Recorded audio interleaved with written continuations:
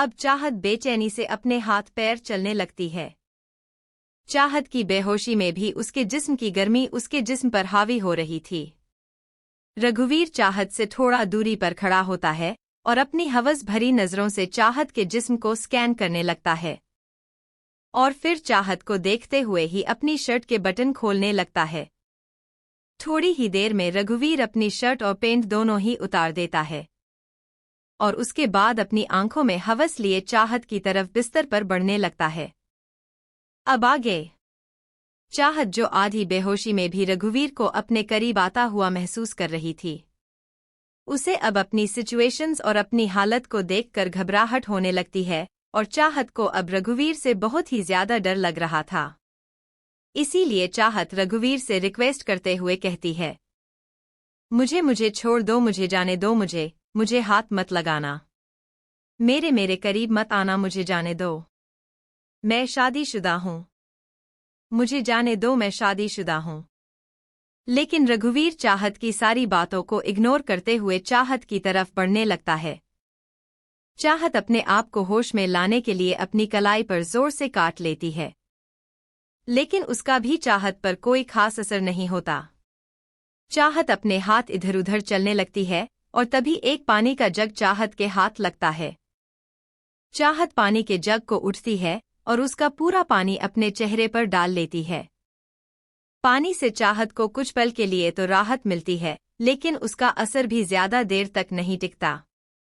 चाहत पानी के जग को रघुवीर की तरफ फेंक देता है, लेकिन रघुवीर उसे कैच कर लेता है। रघुवीर को चाहत की ऐसी हालत देखकर बहुत ही ज्यादा मजा आ रहा था। चाहत बिन पानी के मछली की तरफ फड़फड़ा रही थी। इसके मजे रघुवीर ले रहा था। अब चाहत को अपने जिस्म में गर्मी महसूस होने लगती है। चाहत को अपने जिस्म पर कपड़े भी गर्म धूप की लपेट की तरह लग रहे थे, लेकिन चाहत खुद को बड़ी मुश्किल से कंट्रोल कर रही थी और अपने कपड़ों को उतारने के लिए फड़फड़ा रही थी। लेकिन रघुवीर को अपने सामने महसूस करते हुए चाहत बहुत ही मुश्किल से खुद को कंट्रोल कर रही थी। पानी गिरने की वजह से चाहत का टॉप चाहत के बॉडी से बिल्कुल चिपक गया था, जिससे चाहत की क्लीवेज और भी ज्यादा दिखाई दे रही थी और अब रघुवर की नज़र भी चाहत की क्लीवेज पर जा रही थी और अब चाहत को छूने के लिए उसके अंदर की तड़प भी बढ़ जाती है। रघुवीर चाहत का हाथ पकड़कर चाहत को खड़ा करता है, लेकिन तभी चाहत अपनी पूरी हिम्मत जताकर रघुवीर को धक्का दे देती है और कमरे में ही बने वॉशरूम में भाग जाती है और दरवाजे को अंदर से बंद कर लेती है। चाहत शावर चालू करती है और उसके नीचे खड़ी हो जाती है।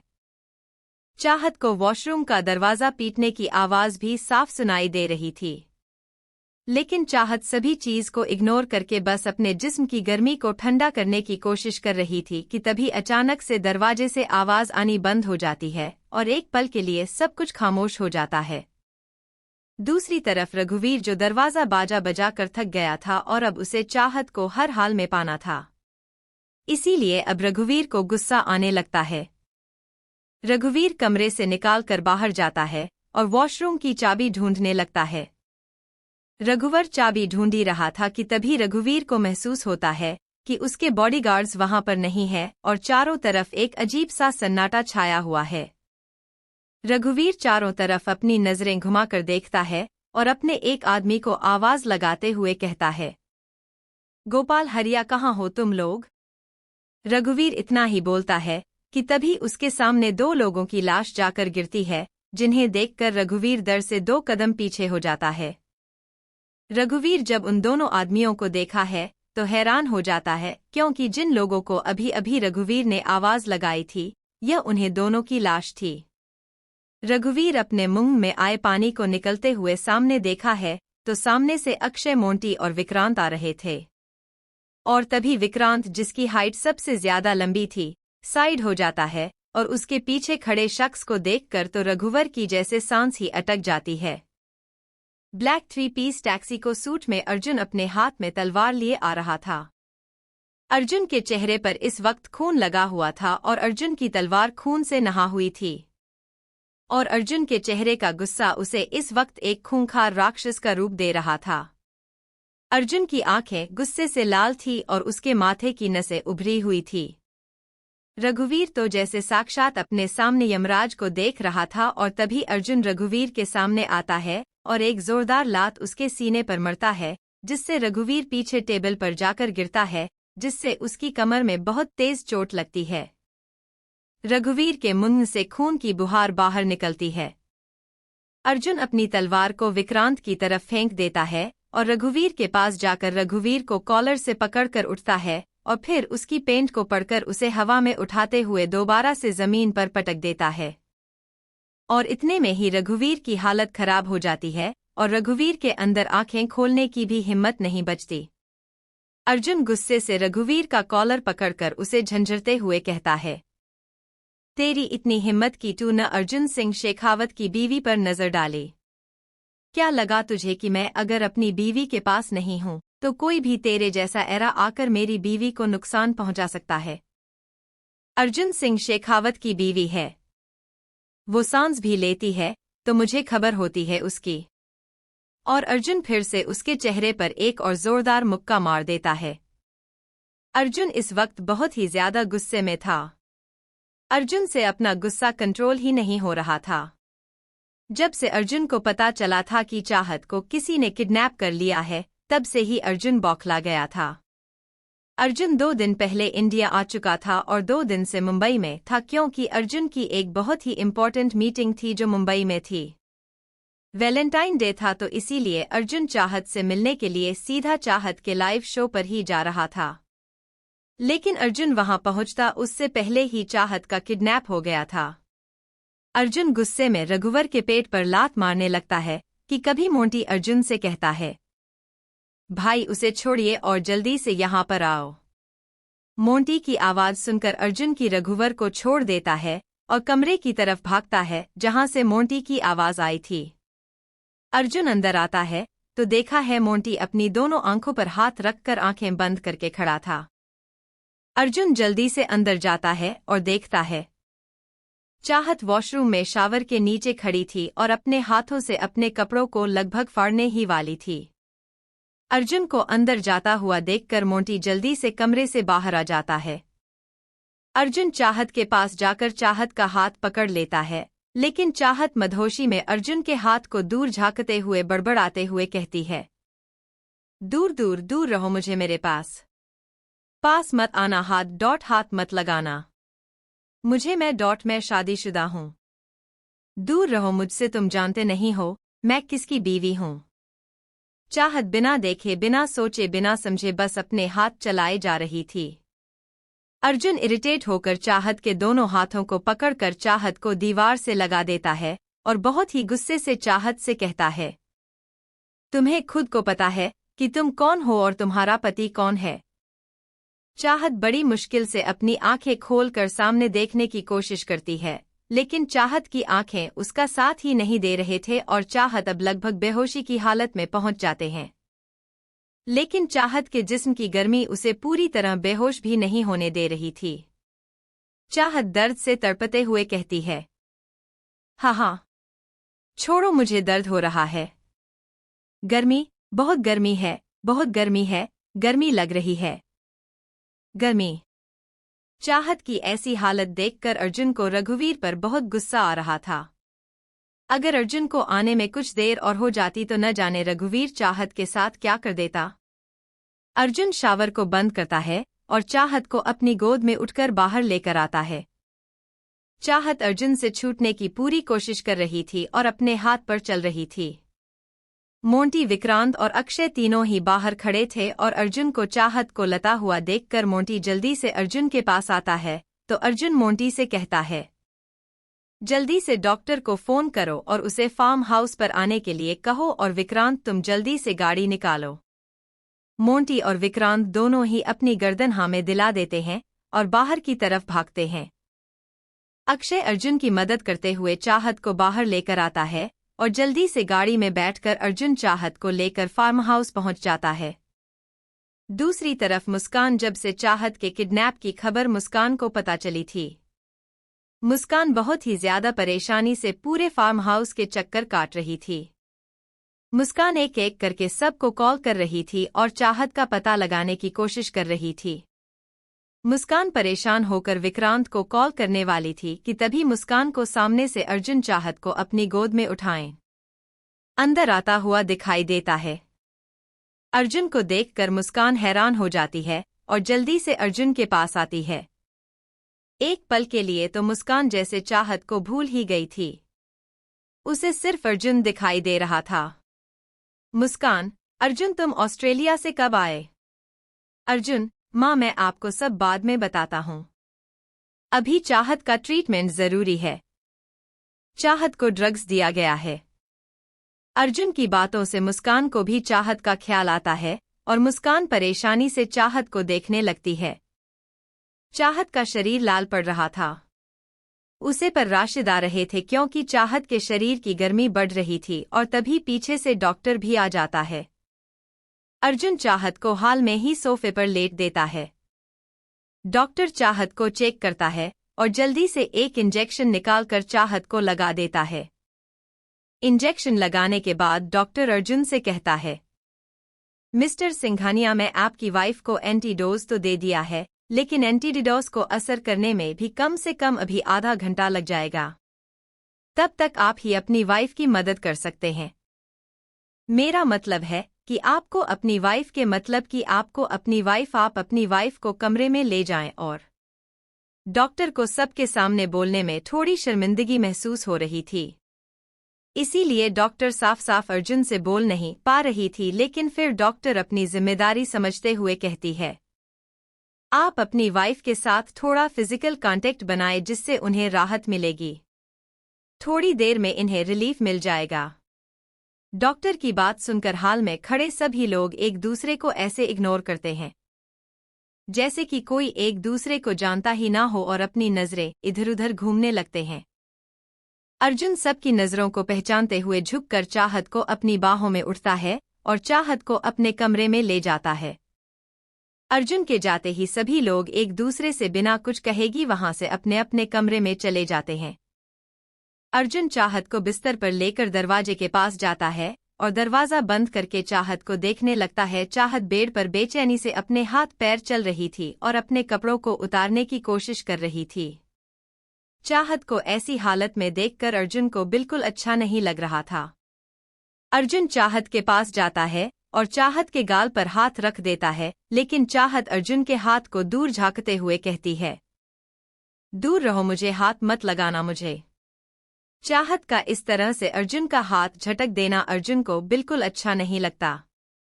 अर्जुन गुस्से में चाहत के बालों को पकड़कर चाहत के चेहरे को अपने करीब लेकर आता है और बेहद गुस्से में चाहत से कहता है, आज गलती करी है, दोबारा ऐसी गलती मत करना। तुम खुद भी मुझे तुम्हें छूने से नहीं रोक सकती। तुम्हें छूने का हक सिर्फ मुझे है। जानता हूं मेरी छूवन का एहसास नहीं है। तुम्हें नहीं पता कि इस वक्त तुम्हारी करीब मैं हूं। तुम्हें छूने का हक सिर्फ मुझे है। जानता हूं मेरी छूवन का एहसास नहीं है। तुम्हें नहीं पता कि इस वक्त तुम्हारी करीब मैं हूं। इतना बोलकर अर्जुन चाहत के बालों को छोड़ देता है और फिर एक एक करके चाहत के सारे कपड़े उतार देता है। चाहत के सारे कपड़े उतारने के बाद अर्जुन चाहत को एक पतली सी चादर उड़ा देता है और फिर चाहत को अपनी बाहों में भर लेता है। अर्जुन ने अपने भी सारे कपड़े उतार दिए थे।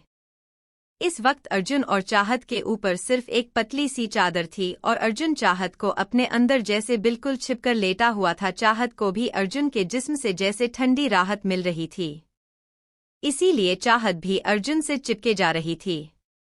लेकिन चाहत का मखमल सा जिस्म अर्जुन के अंदर की गर्मी बढ़ा रहा था। अर्जुन को अपने शरीर में एक अलग सी गर्माहट पैदा होती हुई महसूस हो रही थी। अर्जुन का शरीर अकड़ रहा था। अर्जुन का अपने ऊपर से कंट्रोल जैसे लूज होने लगता है और अर्जुन के हाथ हरकत करने लगते हैं। अर्जुन के हाथ चाहत के पूरे जिस्म को सहलाने लगते हैं। अर्जुन के हाथ धीरे धीरे चाहत की कमर को सहलाते हुए चाहत की पीठ की तरफ ऊपर बढ़ रहे थे। अर्जुन चाहत की खुशबू को अपने अंदर महसूस करते हुए चाहत की गर्दन पर अपनी नाक को रब करने लगता है। अर्जुन धीरे से चाहत की गर्दन पर अपने होंठ रख देता है और चाहत की गर्दन को धीरे धीरे चूमते हुए लगभग चाहत के ऊपर आ जाता है। लेकिन तभी अर्जुन को एहसास होता है जैसे चाहत एकदम खामोश हो गई है। अर्जुन अपना चेहरा ऊपर उठकर चाहत को देखा है तो चाहत बिल्कुल खामोशी से बेफिक्र होकर आराम से सो रही थी। अर्जुन एक गहरी सांस छोड़ते हुए खुद को कंट्रोल करता है और फिर अपनी गर्दन चाहत को देखते हुए ना में दिला देता है और चाहत के ऊपर से हटकर साइड में लेट जाता है। अर्जुन चाहत की कमर को पकड़कर चाहत को खुद के करीब करते हुए चाहत के चेहरे को ध्यान से देखा है, जो इस वक्त बिल्कुल बेफिक्र होकर आराम से सो रही थी। अर्जुन चाहत के चेहरे को देखते हुए धीरे से चाहत से कहता है, ये तुमने ठीक नहीं किया बीवी, इसकी पनिशमेंट तुम्हें सुबह मिलेगी। और फिर अर्जुन चाहत को अपनी बाहों में भरकर सो जाता है। और शायद इसी रात के साथ चाहत की इंतजार की घड़ियां भी खत्म हो जाती है और अब चाहत की जिंदगी की नई सुबह के साथ नई शुरुआत भी होने वाली थी। सुबह के लगभग 9:30 चाहत कसकर अंगड़ाई लेते हुए अपनी आंखें खोलती है। चाहत को अपने सर में दर्द महसूस हो रहा था, इसीलिए चाहत अपने सर पर हाथ रख लेती है और एक दर्द भरी आह भरते हुए कहती है, ओ मेरा सर दुख रहा है माँ। चाहत अपनी आंखें खोलकर चारों तरफ देखती है। चाहत इस वक्त अपने ही कमरे में थी, इसीलिए चाहत को कुछ भी अलग या अजीब नहीं लगता और एक पल के लिए तो चाहत जैसे कल रात के बारे में सब कुछ भूल ही गई थी। इसीलिए चाहत को सब कुछ नॉर्मली लग रहा था, लेकिन अब उसकी लाइफ में कुछ भी नॉर्मल नहीं होने वाला था। ये तो बस तूफान से आने से पहले की शांति थी, क्योंकि तूफान तो उसकी बराबर में बैठे हुए अपने लैपटॉप पर काम कर रहा था। चाहत आंखें खोलकर नजर घुमाकर अपनी कमरे को देखते हैं और फिर तभी चाहत की नजर अपने बराबर में बैठे अर्जुन पर जाती है, जो इस वक्त सिंपल ब्लू ट्राउजर और वाइट शर्ट पहना हुआ था। शर्ट के भी ऊपर के 3 बटन खुले हुए थे। अर्जुन को देखकर चाहत के चेहरे पर स्माइल आ जाती है, क्योंकि चाहत को लगता है कि अर्जुन हमेशा की तरह उसका वहम है। चाहत मुस्कुराते हुए पलट जाती है और अपने हाथों पर अपना चेहरा रखकर अपने चेहरे पर प्यारी सी मुस्कान लिए अर्जुन को देखने लगती है। चाहत अर्जुन को देखते हुए कहती है, न जाने ये ख्वाब हकीकत कब होगा। चाहत की आवाज सुनकर अर्जुन का ध्यान भी टूटा है और अर्जुन चाहत को देखने लगता है तो चाहत मुस्कुराते हुए उसे ही देख रही थी। अर्जुन, नींद पूरी हो गई तुम्हारी। चाहत, क्या बात है अर्जुन सर, आज तो आप मुझे दिखाई देने के साथ साथ बातें भी कर रहे हो। चाहत की बात सुनकर अर्जुन अपनी आंखें छोटी करके चाहत को घूरने लगता है और अर्जुन को इस तरह से घूरते हुए देखकर चाहत को थोड़ा अजीब लगता है, क्योंकि काफी देर से अर्जुन उसके सामने बैठा था, वरना तो इतनी देर में अर्जुन उसकी आंखों से गायब हो जाता था। चाहत हैरानी से अपना हाथ बढ़ाकर अर्जुन के गाल पर उंगली रखकर अर्जुन को छूकर देखती है और अर्जुन की प्रेजेंट को महसूस करके चाहत की आंखें हैरानी से बड़ी हो जाती हैं और चाहत एकदम से उचक कर बैठ जाती है और इसी वजह से चाहत की चादर उसके सीने पर से नीचे खिसक जाती है। और अब अर्जुन का ध्यान चाहत के चेहरे से हटकर चाहत की उभरे हुए सीने पर था। चाहत को भी अजीब सा फील होता है और चाहत नीचे देखी है तो उसकी आंखें हैरानी से और बड़ी हो जाती है और चाहत एकदम से चादर को पकड़कर पूरी उसे अपने चारों तरफ लपेट लेती है, क्योंकि चाहत के जिस्म पर उस वक्त सिर्फ उस चादर के एक भी कपड़ा नहीं था। अब चाहत को कल रात का सब कुछ याद आ जाता है कि कैसे उसका किडनैप हुआ था और उसे रघुवीर ने ड्रग्स दे दिया था। लेकिन अभी भी चाहत को अर्जुन कब आया और कब चाहत को घर लेकर आया याद नहीं आ रहा था। चाहत खुद को चादर से छिपने लगती है तो अर्जुन चाहत को देखते हुए, ऐसा क्या छुपा रही हो जो मैंने नहीं देखा? मैं तो पहले ही सब कुछ देख चुका हूँ। अर्जुन की बात सुनकर चाहत को बहुत ज्यादा शर्म आती है और चाहत के गाल भी शर्म से लाल हो जाते हैं। और तभी चाहत कुछ सोचते हुए अर्जुन से थोड़ा झिझक के साथ कहती है, कल रात को कुछ हुआ तो? चाहत को अपनी बात पूछते हुए इतनी ज्यादा शर्म आ रही थी कि चाहत से अपने शब्द भी कंप्लीट नहीं हो रहे थे। अर्जुन, नहीं, कल रात हमारे बीच में कुछ नहीं हुआ। हो सकता था लेकिन उससे पहले ही तुम बेहोश हो गई और मैं बेहोशी में तुम्हारे साथ कुछ भी नहीं करना चाहता। चाहत हैरान होकर सवालिया नजरों से अर्जुन को देखने लगती है, क्योंकि अर्जुन की बात चाहत को समझ में नहीं आई थी। अर्जुन, अपने छोटे से दिमाग पर जोर डालना बंद करो। कल रात अगर मैं चाहता तो डॉक्टर को बिना बुलाए ही तुम्हारी प्रॉब्लम सॉल्व कर सकता था, लेकिन मैंने ऐसा नहीं किया क्योंकि मैं। अर्जुन बोलते हुए धीरे धीरे चाहत के ऊपर झुकने लगता है। क्योंकि मैं चाहता हूं कि तुम्हारी जिस्म में उसे वक्त सिर्फ वही तकलीफ महसूस हो जो मैं तुम्हें दूं। तुम्हारे जिस्म का हर एक हिस्सा सिर्फ मेरे दिए दर्द को बर्दाश्त करें।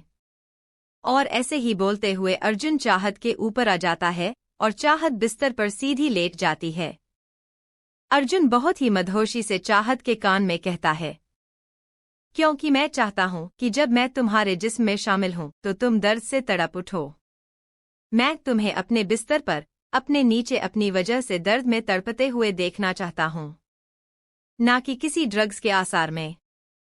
इतना बोलकर अर्जुन चाहत के कान पर हल्के से काट लेता है। अर्जुन का इतना करीब आना और उसकी बातें चाहत की दिल की धड़कनों को बुलेट ट्रेन की स्पीड से भी ज्यादा बढ़ा चुकी थी। चाहत को ऐसा महसूस हो रहा था जैसे अचानक से उसकी सांस आना बंद हो गई है। चाहत गहरी गहरी सांस लेने लगी थी और चाहत के माथे पर पसीने की बूंदें उभर आई थी और चाहत के रोंगटे भी खड़े हो गए थे। और तभी अर्जुन एकदम से चाहत के ऊपर से उठ जाता है और अपनी शर्ट की बटन खोलने लगता है। अर्जुन अपनी शर्ट को निकालकर ऐसे ही फेंक देता है। अर्जुन को ऐसे देखकर चाहत की धड़कनें फिर से बढ़ने लगते हैं, जो अभी अभी अर्जुन की दूर होने से थोड़ी सी नॉर्मल हुई थी। चाहत हकलाते हुए अर्जुन से कहती है, ये आप क्या क्या कर रहे हैं? 2 साल का वक्त दिया है मैंने तुम्हें, अब और नहीं। अर्जुन चाहत के ऊपर आते हुए चाहत के दोनों हाथों को पकड़कर बेड पर दबाते हुए कहता है और फिर बिना चाहत की आगे की बात सुनी चाहत के होठों पर अपने होंठ रख देता है। अर्जुन चाहत के होठों को बहुत ही पैशनेट के साथ किस कर रहा था और अब अर्जुन के हाथ चाहत के जिस्म को सहला रहे थे। अर्जुन चाहत के होठों पर ऐसे टूटा था जैसे सदियों के प्यासे को पानी मिला हो। अर्जुन की किस इतनी ज्यादा पैशनेट थी कि चाहत को सांस लेने में मुश्किल होने लगी थी, लेकिन अर्जुन चाहत के होठों को अपने होठों में दबाकर बहुत ही शिद्दत और जुनून से चूम रहा था। अर्जुन को महसूस होता है कि चाहत सांस नहीं ले पा रही है, तो अर्जुन ना चाहते हुए भी चाहत के होठों को छोड़ देता है। अर्जुन की छोड़ते ही चाहत जोर जोर से सांस लेने लगती है। अर्जुन चाहत के गालों को चूमते हुए गर्दन पर आता है कि तभी दरवाजे पर दस्तक होती है। अर्जुन, जो बहुत ही ज्यादा मदहोश हो गया था, दरवाजे की दस्तक को इग्नोर कर देता है और वापस से चाहत की गर्दन को चूमने लगता है कि तभी फिर से दरवाजे पर दस्तक होती है और तभी चाहत अर्जुन से कहती है, एक बार देख लीजिए, हो सकता है कोई बहुत जरूरी काम हो किसी को। अर्जुन चाहत की बातों को भी इग्नोर करते हुए चाहत को नहीं छोड़ता, तभी फिर से दस्तक होती है और अब अर्जुन को गुस्सा आता है। अर्जुन गुस्से में चाहत के ऊपर से उठता है और चाहत को तो जैसे मौका मिल जाता है। अर्जुन से दूर भगाने का चाहत एकदम से बिस्तर से उठती है और वॉशरूम में भाग जाती है। और चाहत की ऐसी हरकत पर अर्जुन के चेहरे पर एक शैतानी मुस्कान आ जाती है। तभी अर्जुन देखता है, दरवाजे पर अक्षय खड़ा था। अक्षय को देखकर अर्जुन अपनी आंखें छोटी करते हुए गुस्से में घूरता है और गुस्से से कहता है, तू कुछ घंटे के बाद नहीं आ सकता था, अभी आना जरूरी था तेरा। अक्षय, रात भर तेरे लिए कम पड़ गई थी जो तू दिन में भी शुरू हो गया। अर्जुन, तुम जैसे कमीनी दोस्त मिलेंगे तो कुछ शुरू ही कहां से होगा। अक्षय, कहना क्या चाहता है तू? अर्जुन वापस से कमरे में आते हुए अपनी शर्ट उठाकर पहनते हुए कहता है, क्या काम था, किस लिए आया है वो बता। अक्षय, नोएडा से हमारे क्लाइंट आ चुके हैं, 1 घंटे में हमारी मीटिंग है, यही याद दिलाने आया हूं। और फिर अक्षय थोड़ा सा शरारती होते हुए अर्जुन के पास जाकर धीरे से अर्जुन से कहता है, जानता हूं 2 साल तक अपनी बीवी से दूर था तो कंट्रोल करना थोड़ा मुश्किल हो रहा होगा, लेकिन अभी कंट्रोल कर ले, रात में कोई डिस्टर्ब नहीं करेगा। और इतना बोलकर अक्षय मुस्कुराते हुए कमरे से बाहर चला जाता है। अक्षय की बात से अर्जुन के चेहरे पर भी एक तिरछी मुस्कान आ जाती है और तभी अर्जुन को वॉशरूम से पानी गिरने की आवाज आती है। अर्जुन वॉशरूम के पास आता है और दरवाजा खटखटाते हुए कहता है, बीवी अभी तो मैं जा रहा हूँ, लेकिन रात में तुम तैयार रहना क्योंकि रात में मैं तुम्हें नहीं छोड़ूंगा। और फिर अर्जुन अपना सामान लेता है और कमरे से चला जाता है। दूसरी तरफ चाहत, जो अर्जुन की बातों से कुछ पल के लिए थम सी गई थी, अपने होश में आती है। चाहत को तो जैसे अब भी विश्वास नहीं हो रहा था कि अर्जुन वापस आ चुका है। कुछ देर बाद चाहत शावर लेकर बाथरूम पहने कमरे से बाहर आती है। चाहत अपने बालों को सुखाते हुए खुद को आईने में देखती है और तभी चाहत को याद आता है कि कल रात अर्जुन पूरी रात उसके साथ बिस्तर पर था और वह भी बिना कपड़ों के। चाहत कुछ सोचते हुए अपना बाथरूम निकाल देती है और आईने के सामने ऐसे ही खड़ी हो जाती है। चाहत अपने जिस्म के अक्ष को आईने में देखती है। चाहत का मखमल सा गोरा जिस्म जिसके ऊपर कोई दाग निशान नहीं था। चाहत का फिगर एकदम परफेक्ट था, एक भी इंच इधर से उधर नहीं थी। चाहत कुछ पलों तक अपने आप को ऐसे ही देखते हैं और फिर वापस से अपना बाथरूम पहन लेती है। चाहत को उसे पाल को याद करते हुए बहुत ही ज्यादा शर्म आ रही थी, जब चाहत का ऐसे ही बेलिबाज जिस्म अर्जुन के सामने था। दूसरी तरफ रिकी एक कैफे में बैठी हुई थी और किसी गहरी सोच में गुम थी कि तभी उसके सामने कोई आकर बैठ जाता है। रिंकी नजर उठाकर देखती है तो उसके सामने मोंटी बैठा था। मोंटी को देखकर रिंकी गुस्से से मोंटी से कहती है, तुम यहाँ पर क्या कर रहे हो? अपनी भाभी की नौकरी छोड़ दी क्या अब तुमने? अरे हाँ, तुम्हारी भाभी तो किडनैप हो गई थी ना, देखा मैंने न्यूज में, तो तुम्हें तो अपनी भाभी को ढूंढना चाहिए। तुम यहाँ पर क्या कर रहे हो? जाओ यहाँ से। मोंटी रिकी को समझाते हुए कहता है, मैं जानता हूँ कि मेरी गलती है और मैं यहाँ तुमसे माफी मांगने आया हूँ। मैं तुमसे। लेकिन उससे पहले ही रिंकी मोंटी की बात को बीच में काटते हुए गुस्से से कहती है, तुम्हें माफी मांगने की कोई जरूरत नहीं है। मुझे तुमसे कोई मतलब नहीं है और मेरा तुमसे अब कोई रिश्ता नहीं है। हमारे बीच में जो कुछ भी था मैं बहुत पहले ही खत्म कर चुकी हूँ। तुम जाओ अपनी सो कॉल्ड भैया भाभी के पास और जाकर उनकी गुलामी करो। रिंकी की बातों पर मोंटी को बहुत गुस्सा आता है। मोंटी गुस्से में खड़ा होता है और टेबल को एक जोरदार लात मार देता है, जिससे टेबल साइड में जाकर गिरता है। मोंटी को इतना गुस्से में देखकर रिंकी अंदर तक डर जाती है।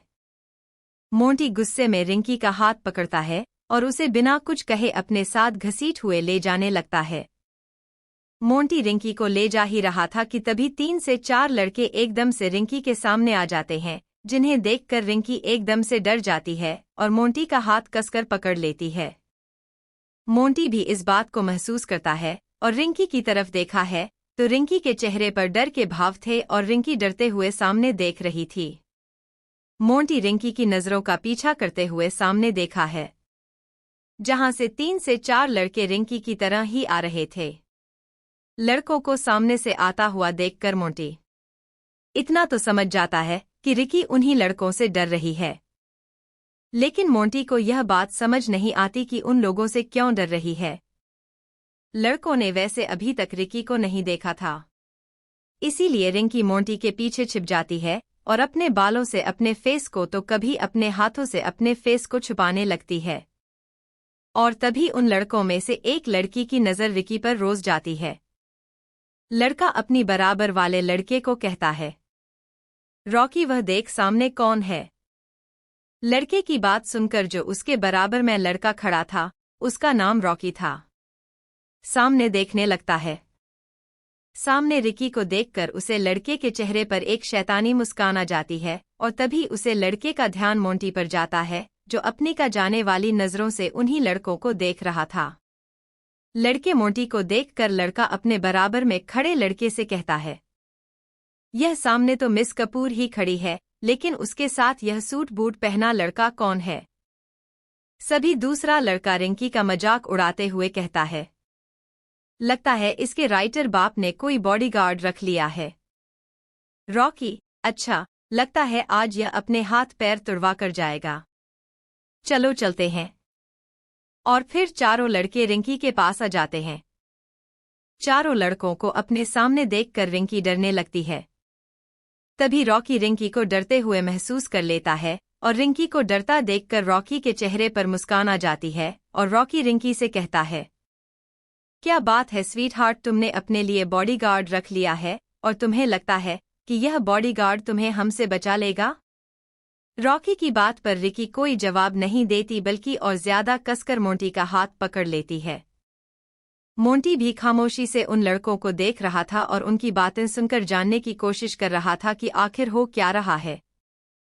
रॉकी, वैसे स्वीटहार्ट, मैं तुम्हें एक ड्रेस भिजवाई थी और तुम्हें मैसेज किया था कि उसे ड्रेस को पहनकर एक बहुत ही अच्छा सा फोटो मुझे सेंड करना, लेकिन तुमने नहीं किया।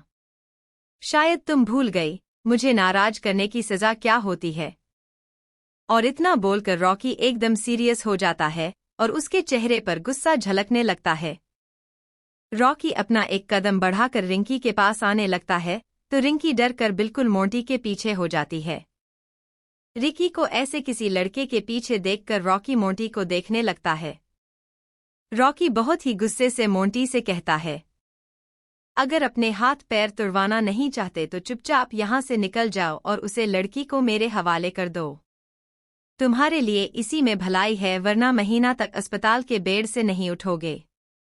रॉकी की बात सुनकर मोंटी अपने चेहरे पर हल्की स्माइल लाते हुए कहता है, तुम्हारा तो पता नहीं, लेकिन जिस लड़की को तुम परेशान कर रहे हो उसकी सजा के तौर पर मैं तुम्हें हॉस्पिटल में भर्ती होने लायक भी नहीं छोड़ूंगा। मोंटी की बात सुनकर रॉकी गुस्से से मोंटी को देखने लगता है। तभी रॉकी के बराबर में खड़ा लड़का एकदम जोश में आकर मोंटी से कहता है, तू जानता भी है तू किससे पंगा ले रहा है? इस वक्त जिसके सामने खड़ा है, तू पता है उसका बाप कौन है? लड़की की बात सुनकर मोंटी को हंसी आ जाती है और मोंटी अपनी हंसी को कंट्रोल करते हुए कहता है, वैसे तो मुझे ये किसी इंसान की औलाद ही दिख रहा है, लेकिन अगर मैं गलत हूं तो मुझे बता दो कि यह किस प्राणी की औलाद है। मोंटी की बात सुनकर रॉकी गुस्से में मोंटी से कहता है, बहुत ज्यादा हंसी आ रही है तुझे। जब तुझे पता चलेगा कि मैं किसकी औलाद हूं तो कहीं तेरे पैरों के नीचे से जमीन न खिसक जाए। मोंटी, तू जिस किसी की भी औलाद है, you mess with my girl, तू पहले ही बहुत बड़ी गलती कर चुका है। इसकी सजा तुझे बहुत भयानक मिलेगी। मोंटी के गुस्से को देखकर चारों लड़कों को भी गुस्सा आ जाता है और चारों लड़के वापस से पीछे अपनी गाड़ी की तरफ जाते हैं और गाड़ी की डिग्गी में से कोई हॉकी तो कोई बेड निकालकर मोंटी के सामने आकर खड़ा हो जाता है। चारों लड़के मोंटी के सामने अपने हाथ में बैट और हॉकी स्टिक को घूम रहे थे और मोंटी को देखकर मुस्कुरा रहे थे। मोंटी रिंकी से अपना हाथ छोड़ना है और फिर रिकी को पास ही में रखी एक कुर्सी पर आराम से बैठा देता है और प्यार से उसके गाल पर हाथ रखकर कहता है, जान, बस तुम थोड़ी देर के लिए यहाँ पर बैठो। कुछ शैतान बच्चे हैं जिनके बाप ने आज तक उन्हें सबक नहीं सिखाया, तो उन्हें सबक सिखाना जरूरी है। तुम बस कुछ देर रुको, मैं अभी आता हूँ। रिंकी डरी सहमी नजरों से मोंटी को देखने लगती है और मोंटी बस अपनी पलकें झटका देता है और वापस से उन चारों लड़कों के पास आ जाता है। और अब मोंटी का चेहरा एकदम सर्द था और मोंटी को उन सभी लड़कों पर बहुत गुस्सा भी आ रहा था। मोंटी ने अभी अभी उन चारों लड़कों को शरारती बच्चा कहा था, जिस बात से रॉकी को और भी ज्यादा गुस्सा आ जाता है। रॉकी गुस्से में एक घुसा मोंटी के चेहरे मारता है कि तभी मोंटी अपनी हथेली से उसके को पकड़ लेता है और एक जोरदार थप्पड़ उसके गाल पर मार देता है, जिससे मोंटी नीचे जमीन पर गिर जाता है और एक पल के लिए तो जैसे उसका कान काम करना बंद कर देता है। और अब तीनों लड़के अपने हॉकी स्टिक से मोंटी पर वार करने के लिए आगे बढ़ते हैं, लेकिन तभी मोंटी अपनी कमर से गन निकलता है और उन तीनों लड़कों के पैरों के पास शूट कर देता है। मोंटी के हाथ में गन देखकर तीनों लड़के डर जाते हैं और पीछे हो जाते हैं। तभी मोंटी गुस्से में कहता है, एक कदम भी पीछे मत लेना, सीधे खड़े हो जाओ। तीनों लड़के बिल्कुल सीधे खड़े हो जाते हैं। तभी मोंटी गन से अपना सर खुजाते हुए कहता है, अब तुम स्कूल के बच्चों की तरह अपने हाथ में हॉकी स्टिक लेकर मुझसे लड़ने के लिए आए हो, तो मैं सोच रहा हूँ तो मैं पनिशमेंट भी स्कूल के बच्चों की तरह ही दूँ। एक काम करो, मुर्गा बन जाओ। मोंटी की बात सुनकर तीनों लड़के हैरानी से मोंटी को देखने लगते हैं, लेकिन मोंटी अपनी आंखों में गुस्से में उन्हें देखा है, जिससे डर कर तीनों लड़के मुर्गी बन जाते हैं। और तभी मोंटी अपनी गर्दन टेढ़ी करके रॉकी को देखा है, जो अभी भी अपने गाल पर हाथ रखकर जमीन पर बैठा हुआ था। मोंटी, तुझे अलग से कहना पड़ेगा। मोंटी की बात सुनकर रॉकी गुस्से से मोंटी को घूरने लगता है, लेकिन जैसे बैठा था वैसे ही बैठा रहता है। मोंटी जॉकी की आंखों में अच्छे से देख सकता था कि रॉकी की आंखों में सिर्फ गुस्सा है, डर नहीं। और अब इस बात को मोंटी भी अपनी ईगो पर ले लेता है। मोंटी गन को टेबल पर रख देता है और अपने कोट को निकालकर अपनी टाई को भी निकाल देता है, और फिर अपनी शर्ट के ऊपर के 2 से 3 बटन खोल देता है और अपनी बाजुओं को भी खोलकर उन्हें कहूनी तक फोल्ड कर लेता है और मोंटी के सामने जाकर खड़ा हो जाता है। मोंटी की आंखों में चैलेंज था। रॉकी चैलेंज को एक्सेप्ट करते हुए खड़ा होता है और अपनी गर्दन को लेफ्ट राइट में झांकते हुए लड़ने की पोजीशन ले लेता है। रॉकी एक घुसा मोंटी के चेहरे पर मरता है। मोंटी का चेहरा एक तरफ झुक जाता है और मोंटी मुस्कुराते हुए देखने लगता है, और फिर तभी मोंटी एक घुसा रॉकी के चेहरे पर मरता है, जिससे रॉकी दूर जाकर गिरता है। रॉकी फिर से खड़ा होता है। मोंटी को करने के लिए रॉकी अपनी एक लत बढ़कर रॉकी को मरने के लिए होता है, लेकिन तभी मोंटी साइड हो जाता है और रॉकी दूसरी तरफ जाकर गिर जाता है। रॉकी गुस्से में उठता है और फिर से मोंटी को मरने के लिए मोंटी की तरफ बढ़ता है, और तभी मोंटी एक जोरदार लात रॉकी के पेट में मार देता है और रॉकी फिर से पीछे जाकर गिरता है। मोंटी ने रॉकी को ज्यादा नहीं मारा था, लेकिन फिर भी रॉकी की हालत डाउन हो गई थी। रॉकी समझ जाता है कि रॉकी मोंटी से फिजिकल लड़ाई में नहीं जीत सकता। इसीलिए रॉकी मोंटी से लड़ना बंद कर देता है और बिना कुछ कहीं वहां से जाने लगता है। रॉकी कुछ कदम चलता है और फिर रुककर पीछे पलटकर मोंटी से कहता है, अभी तो मैं जा रहा हूँ, लेकिन मैं बहुत जल्द वापस आऊंगा तुझे अपनी बेइज्जती का बदला लेने के लिए, और जिस दिन मैं वापस आऊंगा उसे दिन तेरी जिंदगी का आखिरी दिन होगा। मोंटी, इंतजार रहेगा तेरे वापस आने का, मैं भी तुझे बख्श रहा हूँ। मैं भी देखना चाहूंगा कि तू क्या करेगा। दूसरी तरफ अर्जुन का फार्म हाउस। चाहत अपने कमरे से बाहर आती है। चाहत को देखकर सर्वेंट की आंखें खुली की खुली रह जाती है। दूसरी तरफ तभी मुस्कान भी किसी काम से हॉल में ही आ रही थी, और मुस्कान की नज़र भी चाहत पर जाती है, और मुस्कान चाहत को देखकर हैरान हो जाती है। मुस्कान अपनी आंखें मसलते हुए चाहत को देखने लगती है। मुस्कान पर चाहत को देखकर विश्वास नहीं हो रहा था कि उसके सामने उसकी बेटी चाहत खड़ी है। पिछले 2 सालों से जिस लड़की ने बिगड़ने की कसम खा ली हो, जिस लड़की ने अपने आप को शराब के नशे में डूबा लिया हो, जिस लड़की ने अपने कपड़ों को अपने जिस्म की नुमाइश के लिए पहनना शुरू कर दिया हो, और आज 2 साल बाद वही लड़की एक शब्द है, सुशील लड़की की तरह साड़ी पहनकर उसके सामने खड़ी। हाँ, चाहत ने इस वक्त एक येलो कलर की साड़ी पहन रखी थी। मांग में सिंदूर, गले में मंगलसूत्र, हाथों में चूड़ी, माथे पर बिंदी सजाए हुए बिल्कुल एक भारतीय शादीशुदा नारी लग रही थी। चाहत को देखकर मुस्कान अपने मन में कहती है, अर्जुन बेटा, तुम्हें आए अभी 24 घंटे पूरे नहीं हुई, लेकिन तुमने आते ही अपना कमाल दिखा दिया। इसे ही कहते हैं पति का डर। आते ही अपनी बीवी को लाइन पर ले आए। अब मुस्कान मुस्कुराते हुए चाहत के पास जाती है। अपनी माँ को अपने सामने से आता हुआ देखकर चाहत थोड़ी सी अनकंफर्टेबल फील करने लगती है, क्योंकि साड़ी पहनकर जब से चाहत कमरे से बाहर आई थी, तब से सभी लोग चाहत को ही अजीब नजरों से देख रहे थे, और ऐसा ही हाल कुछ मुस्कान का भी था, जिससे चाहत को थोड़ा अजीब लग रहा था। इसीलिए चाहत चिढ़ते हुए मुस्कान से कहती है, माँ, आप मुझे ऐसे क्यों देख रही हैं? मुझे ऐसे देखना बंद कीजिए। मुस्कान मुस्कुराते हुए कहती है, मैं कहाँ तुम्हें देख रही हूँ? मैं तो ये देख रही हूँ कि आज सूरज कौन सी दिशा से निकला है। या फिर मेरी आंखें तो खराब नहीं हो गई है, क्योंकि आज मेरी बेटी ने साड़ी पहनी है। आज मुझे लग रहा है जैसे कि मुझे मेरी बेटी वापस मिल गई जो 2 साल पहले कहीं खो गई थी। धन्य हो अर्जुन, धन्य हो। चाहत, माँ ये आप कैसी बातें कर रही हैं, और ये क्या है? धन्य हो अर्जुन, धन्य हो। क्या मतलब है इस बात का, आपको क्या लगता है? मैं अर्जुन सर से डरकर साड़ी पहनी है नहीं। मैंने अपनी मर्जी से साड़ी पहनी है। मेरा मन किया आज साड़ी पहनने का तो मैंने साड़ी पहन ली। लेकिन अब मुझे लगता है कि मैं साड़ी पहनकर गलती कर दी। अब आप रुकिए, मैं थोड़ी देर में। और इतना बोलकर चाहत वापस से कमरे में चली जाती है। चाहत को सबकी नजरें बहुत ज्यादा अनकंफर्टेबल फील कर रही थी। इसीलिए चाहत साड़ी चेंज कर देती है और एक सिंपल ब्लैक जीन्स के साथ व्हाइट क्रॉप टॉप पहनकर बाहर आती है। चाहत को पुराने अवतार में देखकर मुस्कान कुछ नहीं कहती और बस निराशा से अपनी गर्दन नामे हिला देती है और अपने कमरे में चली जाती है।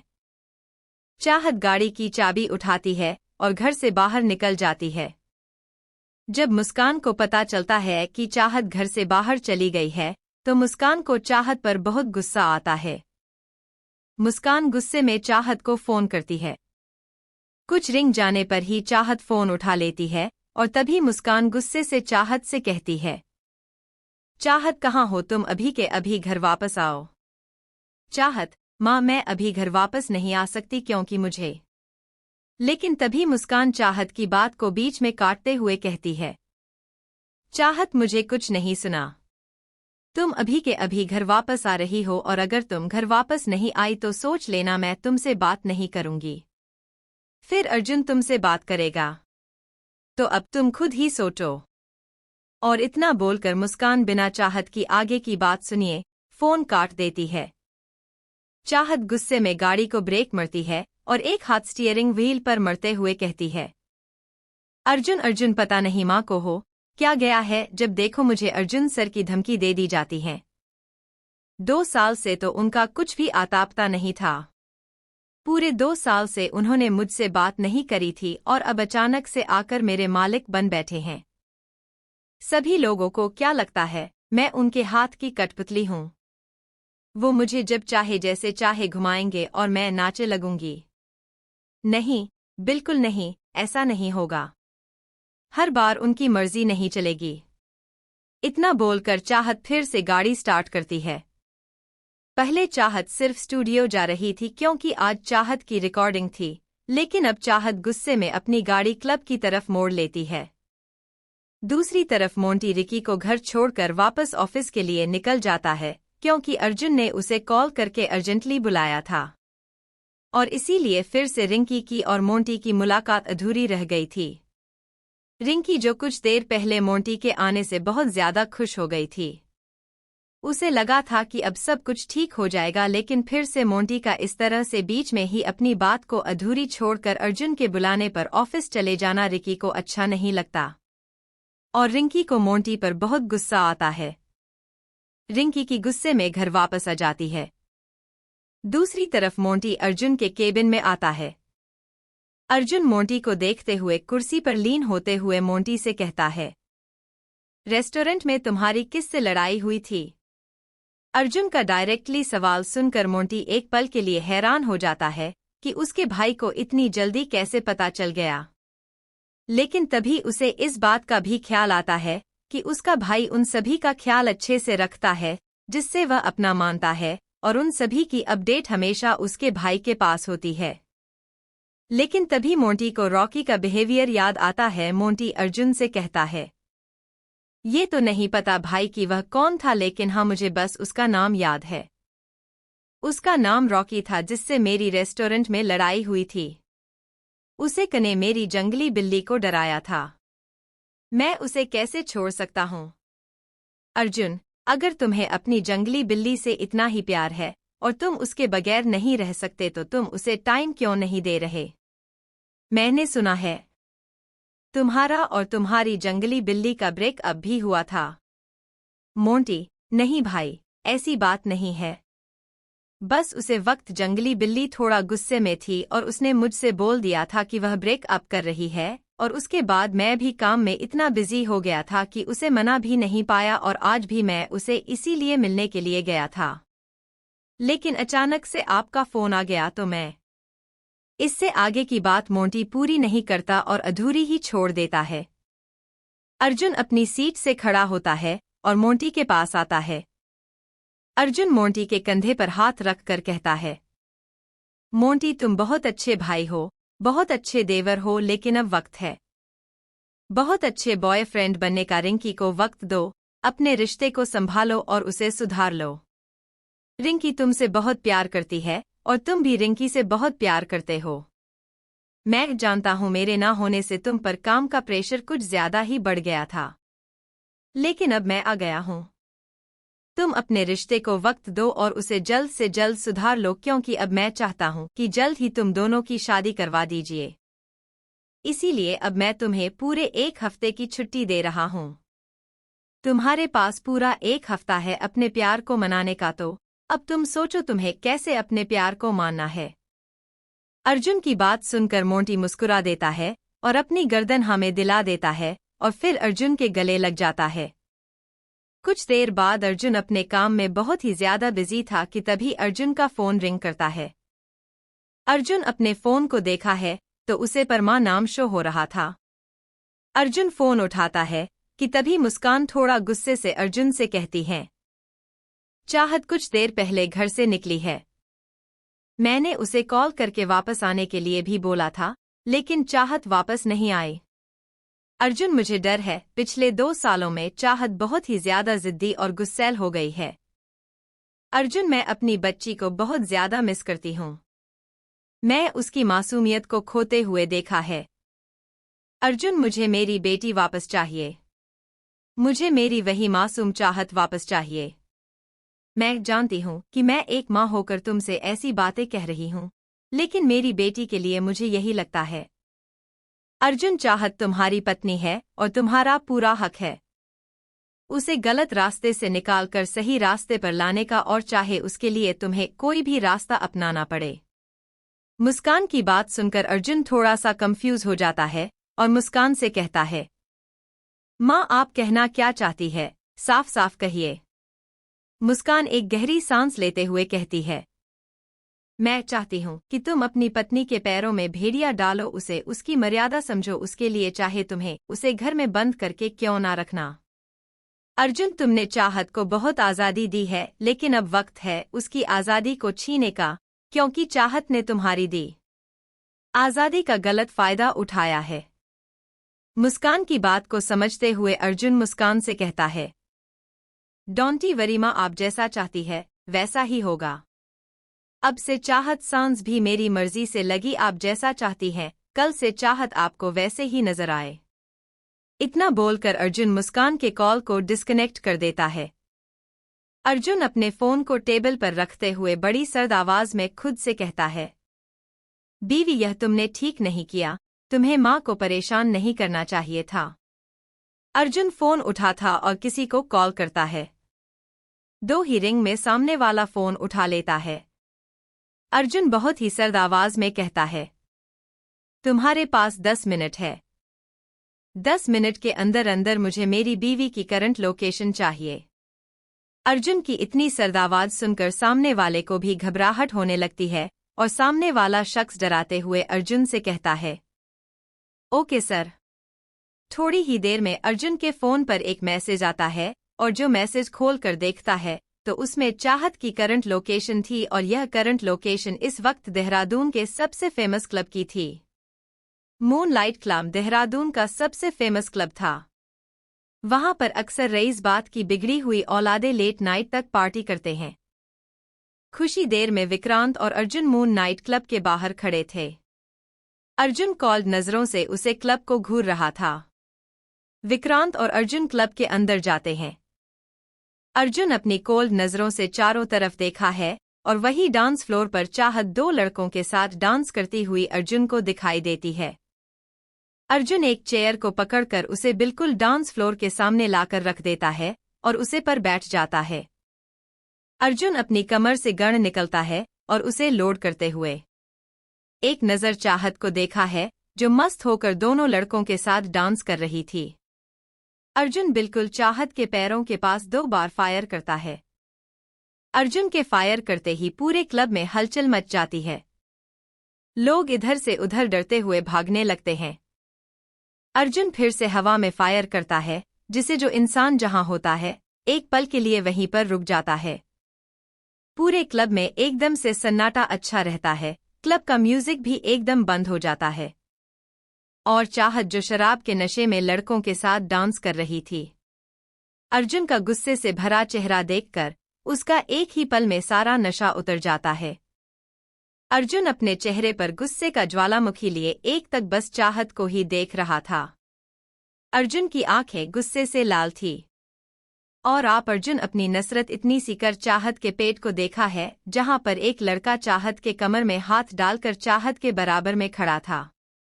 और चाहत को भी एहसास होता है कि इस वक्त एक लड़का उसकी बराबर में खड़ा है और उसका हाथ चाहत की कमर पर है, जिसे महसूस करके चाहत की तो जैसे जान ही सूख जाती है। चाहत की रीढ़ की हड्डी दर्द से कांपने लगती है। चाहत जल्दी से उसे लड़के का हाथ अपनी कमर से हटा देती है और उसे लड़के से एक कदम दूर हो जाती है। अर्जुन गुस्से में खड़ा होता है और अपना एक हाथ अपनी गर्दन को सहलाते हुए लेफ्ट और राइट में झक देता है, और ऐसा करते ही विक्रांत जो अर्जुन के साथ ही खड़ा था, उसे चाहत के लिए डर लगने लगता है, क्योंकि विक्रांत जानता था जब भी अर्जुन ऐसा करता है तो उसका गुस्सा आउट ऑफ कंट्रोल होता है। अर्जुन चलते हुए चाहत के सामने जाकर खड़ा हो जाता है। अर्जुन एक तक चाहत को ही देख रहा था, जिससे चाहत को और भी ज्यादा डर लग रहा था। अर्जुन एक तक चाहत को ही देख रहा था कि तभी अर्जुन अपना सर टेढ़ा करता है और उसे लड़के को देखने लगता है जिसने चाहत की कमर पर हाथ रखा था। ऐसा नहीं था कि जब चाहत लड़कों के साथ डांस कर रही थी तो उनसे बिल्कुल चिपकी हुई थी। लड़के ने हाथ तब रखा था जब गोली की आवाज आई थी, वरना चाहत किसी को भी अपने आप को छूने नहीं देती। चाहत को बिल्कुल पसंद नहीं था कि गैर मर्द उसे हाथ लगाए, और अर्जुन के इस तरह देखने से अब उसे लड़के को भी डर लगने लगता है। लड़का कुछ समझ पाता उससे पहले ही अर्जुन उसे लड़के का हाथ पकड़ता है और उसे लड़के के हाथ को मरोड़ देता है, जिससे एक दर्दनाक चिक उसे पूरे क्लब में गूंज जाती है। और एक ही पल में उसे लड़के के हाथ की हड्डी टूट जाती है और उसे लड़के का हाथ नीचे लटक जाता है। लड़का अभी भी दर्द से तड़पते हुए रो रहा था। अर्जुन गुस्से में उसका गला पकड़ कर कहता है, तेरी हिम्मत कैसे हुई मेरी बीवी को हाथ लगाने की? लड़का अपनी सफाई देते हुए डरते डरते कहता है, सर मुझे नहीं पता था कि ये लड़कियां आपकी बीवी है, मैं तो बस खूबसूरत लड़की समझकर उसके साथ डांस कर रहा था। और सर मैं सच कह रहा हूं, मैं उन्हें हाथ नहीं लगाया था। वह तो बस जब अपनी गोली चलाई तो डरते हुए मेरा हाथ कब उनकी कमर पर चला गया, मुझे पता ही नहीं चल। मैं सच बोल रहा हूं। सर मुझे छोड़ दीजिए, मुझे जाने दीजिए। I am sorry sir, Arjun बेहद शर्द आवाज में कहता है। अर्जुन सिंह शेखावत की बीवी को हाथ लगाकर बहुत बड़ी गलती करी है। तुमने और अर्जुन सिंह शेखावत की जिंदगी में गलती की सिर्फ सजा होती है, माफी नहीं। और इतना बोलकर अर्जुन दोबारा से उसे लड़के का वही हाथ पकड़ता है और उसे एक ही झटके में उखाड़ देता है। और ऐसा होते ही चाहत की तो जैसे डर से हालत खराब हो जाती है और चाहत डर की वजह से धड़ाम से जमीन पर गिरती है। और लड़के का भी दर्द से बुरा हाल हो जाता है। लड़का भी दर्द में तड़पते हुए जमीन पर गिर जाता है और थोड़ी ही देर में बेहोश हो जाता है। जल्दी अर्जुन के बॉडीगार्ड्स अंदर आते हैं और उसे लड़के को और उसे लड़के के हाथ को उठाकर अपने साथ ले जाते हैं। और दो बॉडीगार्ड्स उसे दूसरे लड़के को भी पकड़ लेते हैं जो चाहत के साथ डांस कर रहा था। और ऐसा होते ही लड़के की डर के मारे बुरी हालत हो जाती है और लड़का डरते हुए अपनी सफाई देने लगता है। सर मुझे छोड़ दीजिए, मैं कुछ नहीं किया। सर आप चाहे तो सीसीटीवी कैमरा चेक कर सकते हैं, मैं आपकी बीवी को एक उंगली तक नहीं लगाई। सर मैं सच कह रहा हूं। सर मुझे जाने दीजिए, मुझे छोड़ दीजिए। सर मुझे कुछ मत कीजिए। सर मुझे छोड़ दीजिए।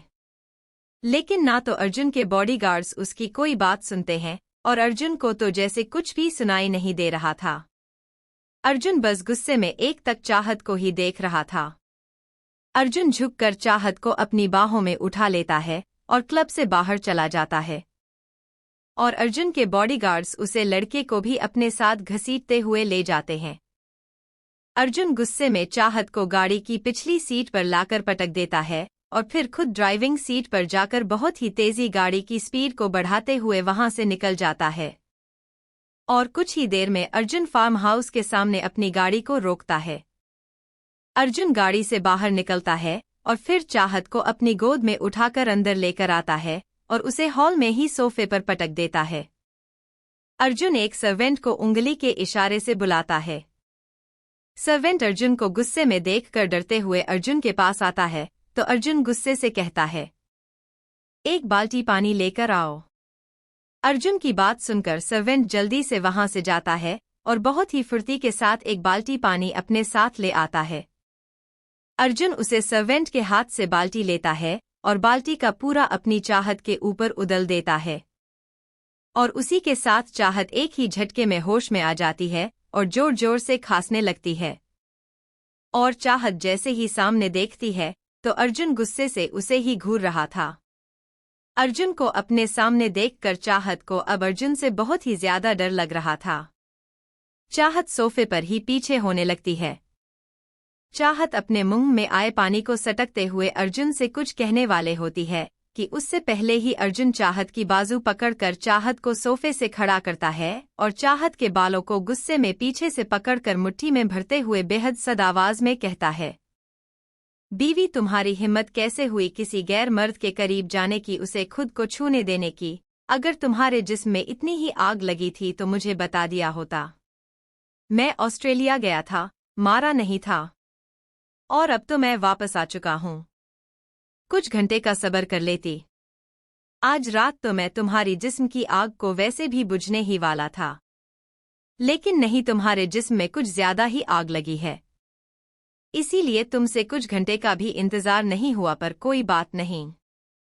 आज रात के बाद तुम किसी गैर मर्द के पास जाना तो दूर, उसके करीब जाने के बारे में सोचोगी भी नहीं।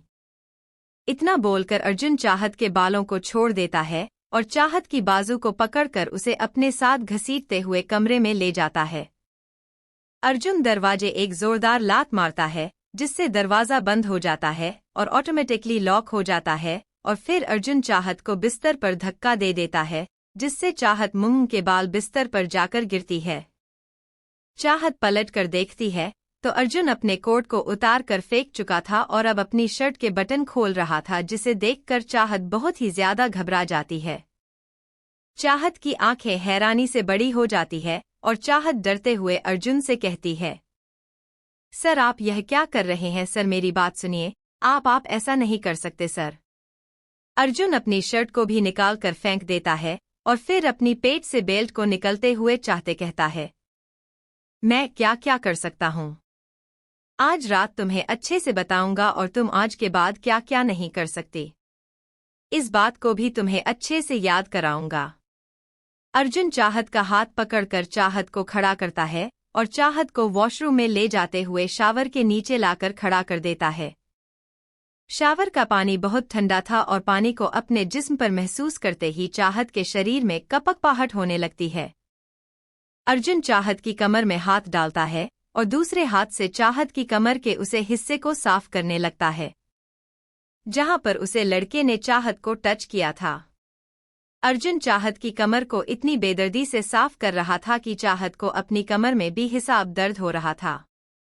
चाहत अपने हाथ से अर्जुन के हाथ को दूर करने की कोशिश कर रही थी लेकिन कर नहीं पा रही थी। चाहत की आंखों से आंसू निकलने लगते हैं और जब चाहत से बर्दाश्त नहीं होता, चाहत अर्जुन के सीने पर हाथ रखती है और पूरी ताकत से अर्जुन को धक्का दे देती है। अर्जुन जिसका ध्यान अभी चाहत की कमर को साफ करने पर था, चाहत के अचानक धक्का देने से एक कदम पीछे हो जाता है और अब तो जैसे चाहत ने अर्जुन के गुस्से को और भी ज्यादा हवा दे दी थी। अर्जुन गुस्से में चाहत को घूर कर देखता है और फिर चाहत के पास आते हुए एक ही झटके में चाहत के टॉप को उसकी जिस्म से निकालकर फेंक देता है। चाहत जल्दी से अपने सीने पर हाथ रखकर खुद को छुपाने की कोशिश करती है, लेकिन उससे पहले ही अर्जुन चाहत के दोनों हाथों को पकड़कर चाहत को दीवार से लगाते हुए बेहद गुस्से से कहता है, क्या क्या छुपाने की कोशिश कर रही हो? मुझे ऐसा क्या है जो मैंने नहीं देखा? आज तक सिर्फ देखा था। आज तुम्हारे जिस्म के हर एक हिस्से को छूगा भी, चूमूंगा भी और तुम में खुद को महसूस भी कराऊंगा। आज की रात तुम्हारे लिए बहुत लंबी होने वाली है, मिसेज चाहत अर्जुन सिंह शेखावत। और इतना बोलकर अर्जुन शावर को बंद कर देता है और चाहत का हाथ पकड़कर चाहत को वॉशरूम से बाहर ले आता है और चाहत को बिस्तर पर धक्का दे देता है। चाहते जल्दी से ब्लैंकेट लेकर खुद को ढकने की कोशिश करती है, लेकिन उससे पहले ही अर्जुन चाहत के ऊपर आते हुए चाहत के दोनों हाथों को पकड़कर बिस्तर में दबा देता है। चाहत की आंखों में आंसू थे। चाहत अर्जुन से रोते हुए कहती है, सर प्लीज ऐसा मत करिए सर, मैं अभी तैयार नहीं हूं इन सब के लिए। अर्जुन 2 साल से भी ज्यादा का वक्त हो चुका है हमारी शादी को और तुम्हें अभी वक्त चाहिए। और क्या कहा तुमने? तुम तैयार नहीं हो? बच्ची हो तुम कैसे बिहेव कर रहे हो जैसे मैं तुम्हारा पति नहीं, कोई गैर मर्द हूं। चाहत अर्जुन की आंखों में देखते हुए एकदम सीरियस होकर कहती है, आप मुझसे प्यार नहीं करते सर। मैं आपके लिए एक परफेक्ट ऑप्शन हूं, इससे ज्यादा कुछ नहीं। तो इस नाते मैं इस रिश्ते को आगे नहीं बढ़ाना चाहती।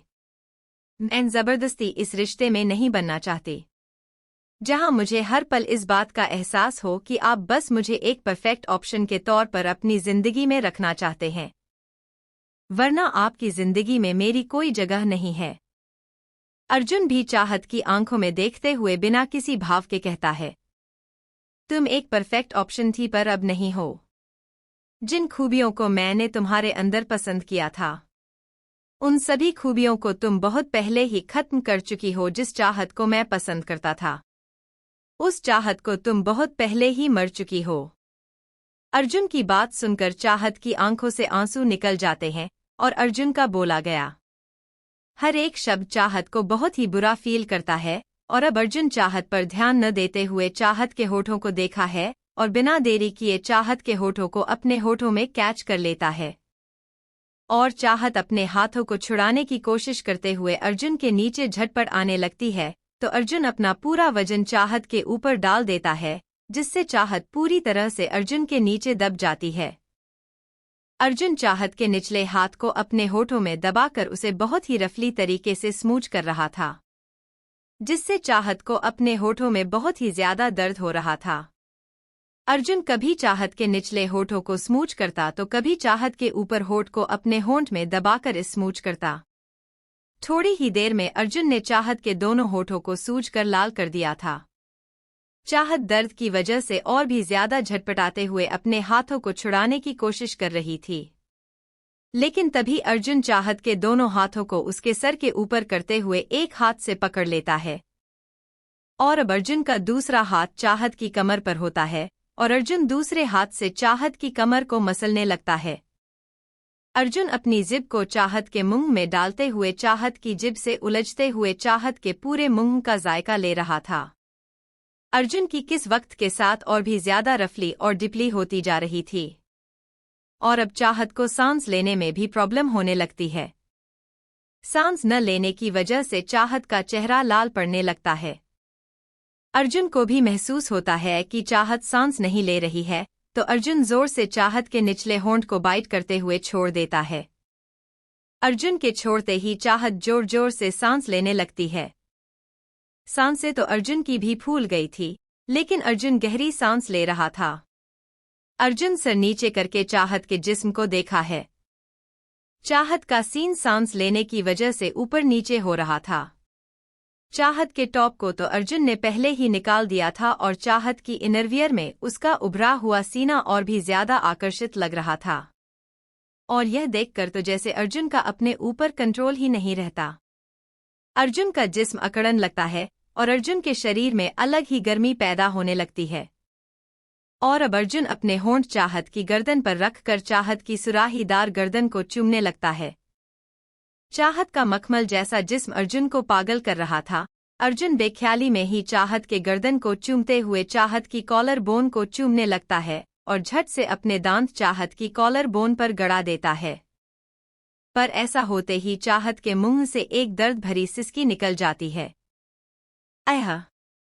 चाहत की सिसकियां तो अर्जुन के कानों में जैसे मीठे संगीत का काम कर रही थी, जिसे अर्जुन और भी ज्यादा वाइल्ड होने लगता है। अर्जुन थोड़ा और नीचे आते हुए चाहत की क्लीवेज को चूमने लगता है और चाहत के इनरवियर के ऊपर से ही चाहत के उभरे पर हाथ घूमने लगता है और चाहत के उभरे को मसलने लगता है। और ऐसा होते ही चाहत के जिस्म में जैसे एक करंट सा दौड़ जाता है। चाहत के पेट में अजीब सी तितलियां उड़ने लगते हैं और चाहत की पूरे जिस्म में घुसा बमा जाते हैं। अर्जुन पहली बार चाहत के उभरे को छू रहा था और यह एहसास चाहत के लिए बिल्कुल नया था। अर्जुन चाहत को एक ही झटके में पलट देता है और अब अर्जुन का एक हाथ उसके पेट पर था और दूसरा हाथ अर्जुन ने चाहत की उंगलियों में उलझा रखा था। अर्जुन अपने होंठ चाहत की पीठ पर रखते हुए चाहत की पीठ को बेतहाशा चूमने लगता है। अर्जुन चाहत के पेट को मसलते हुए अपना हाथ पीठ की तरफ लाता है और एक उंगली चाहत की इनरवियर में डालते हुए चाहत की इनरवियर को पकड़कर खींचता है और उसे छोड़ देता है, जिससे चाहत को बहुत ही तेजी से उसकी इनरवियर लगती है और चाहत की एक दर्द भरी चीख निकल जाती है। आह! हाँ! अर्जुन वापस से चाहत की इनरवियर में उंगली डालता है और एक ही झटके में उसका हुक खोल देता है। अर्जुन वापस से चाहत की पीठ को चूमने लगता है और अर्जुन अपना हाथ चाहत के पेट से ऊपर की तरफ ले जाते हुए चाहत की उभार को पकड़कर उन्हें मसलने लगता है। अर्जुन वापस से चाहत को अपनी तरफ घूमता है। चाहत अपने सीने पर हाथ रखकर एकदम से पलट जाती है। अर्जुन चाहत के हाथ को हटाते हुए अपनी इंटेंस नजरों से चाहत को देखने लगता है। चाहत को बहुत शर्म आ रही थी, लेकिन चाहत कुछ नहीं कर पा रही थी। अब अर्जुन के सामने चाहत की उभारी हुई उभार बिल्कुल बेपर्दा थी और अर्जुन जल्दी से एक को उभार को पकड़ लेता है और दूसरे को अपने मुंह में भर लेता है। चाहत कसकर अपने मुंह को बंद कर लेती है। चाहत के माथे पर पसीने की बूंदें भी उभर आती है। चाहत को दर्द भी बहुत हो रहा था और पूरे जिस्म में एक अजीब सी सरसराहट भी हो रही थी। चाहत बेडशीट को कसकर अपनी मुट्ठी में भींच देती है और अब धीरे धीरे चाहत के मुंह से सिसकियां निकलने लगते हैं। आह! हाँ! आह! चाहत से अब और बर्दाश्त नहीं होता। चाहत अर्जुन के कंधे पर हाथ रखकर अर्जुन को खुद से दूर करने लगती है, लेकिन अर्जुन अब पूरी तरह से चाहत के जिस्म में मदहोश हो गया था। अर्जुन चाहत के दोनों हाथों को पकड़ता है और उन्हें बिस्तर में दबा देता है और अर्जुन अपने होठों से चाहत के उभारों को पूरी तरह से लाल कर देता है। चाहत को अपने उभारों में पर तमाशा दर्द हो रहा था। चाहत अपना हाथ छुड़ाकर अर्जुन को खुद से दूर करने की कोशिश करने लगती है, तो अर्जुन अब चाहत से इरिटेट हुए थोड़ा सा दूर होता है और चाहत के दोनों हाथों को पकड़कर बैठ के साइड में रखी अपनी ताई को उठता है और चाहत के दोनों हाथों को बांधकर सिरहाने से बांध देता है। और अब चाहत और भी ज्यादा घबरा जाती है। चाहत डरते हुए अर्जुन से कहती है, सर ये आप क्या कर रहे हैं सर, मेरे हाथ खोलिए। अर्जुन चाहत के ऊपर झुकते हुए चाहत के होठों पर उंगली रखकर सरगोशी में कहता है, नो मोर वर्ड्स बीवी। आज मुझे तुम्हारे मुंह से शब्द नहीं बल्कि सिसकियां सुनाई है, जस्ट फील मी। और इतना बोलकर अर्जुन फिर से चाहत के होठों पर अपने होंठ रख देता है और चाहत को चूमने लगता है। कुछ देर तक अर्जुन चाहत के होठों को चूमते हुए वापस से चाहत की क्लीवेज और उभर को चूमने लगता है। अर्जुन नीचे आते हुए चाहत के पेट को चूमने है। अर्जुन चाहत की नाभि पर अपनी जीभ को राउंड राउंड करके मूव करने लगता है, जिससे चाहत के जिस्म में एक अजीब सा करंट दौड़ जाता है। चाहत को अपने पेट में एक अजीब सा मीठा मीठा दर्द होने लगता है और चाहत एक अजीब से मदहोशी के आलम में खोने लगती है।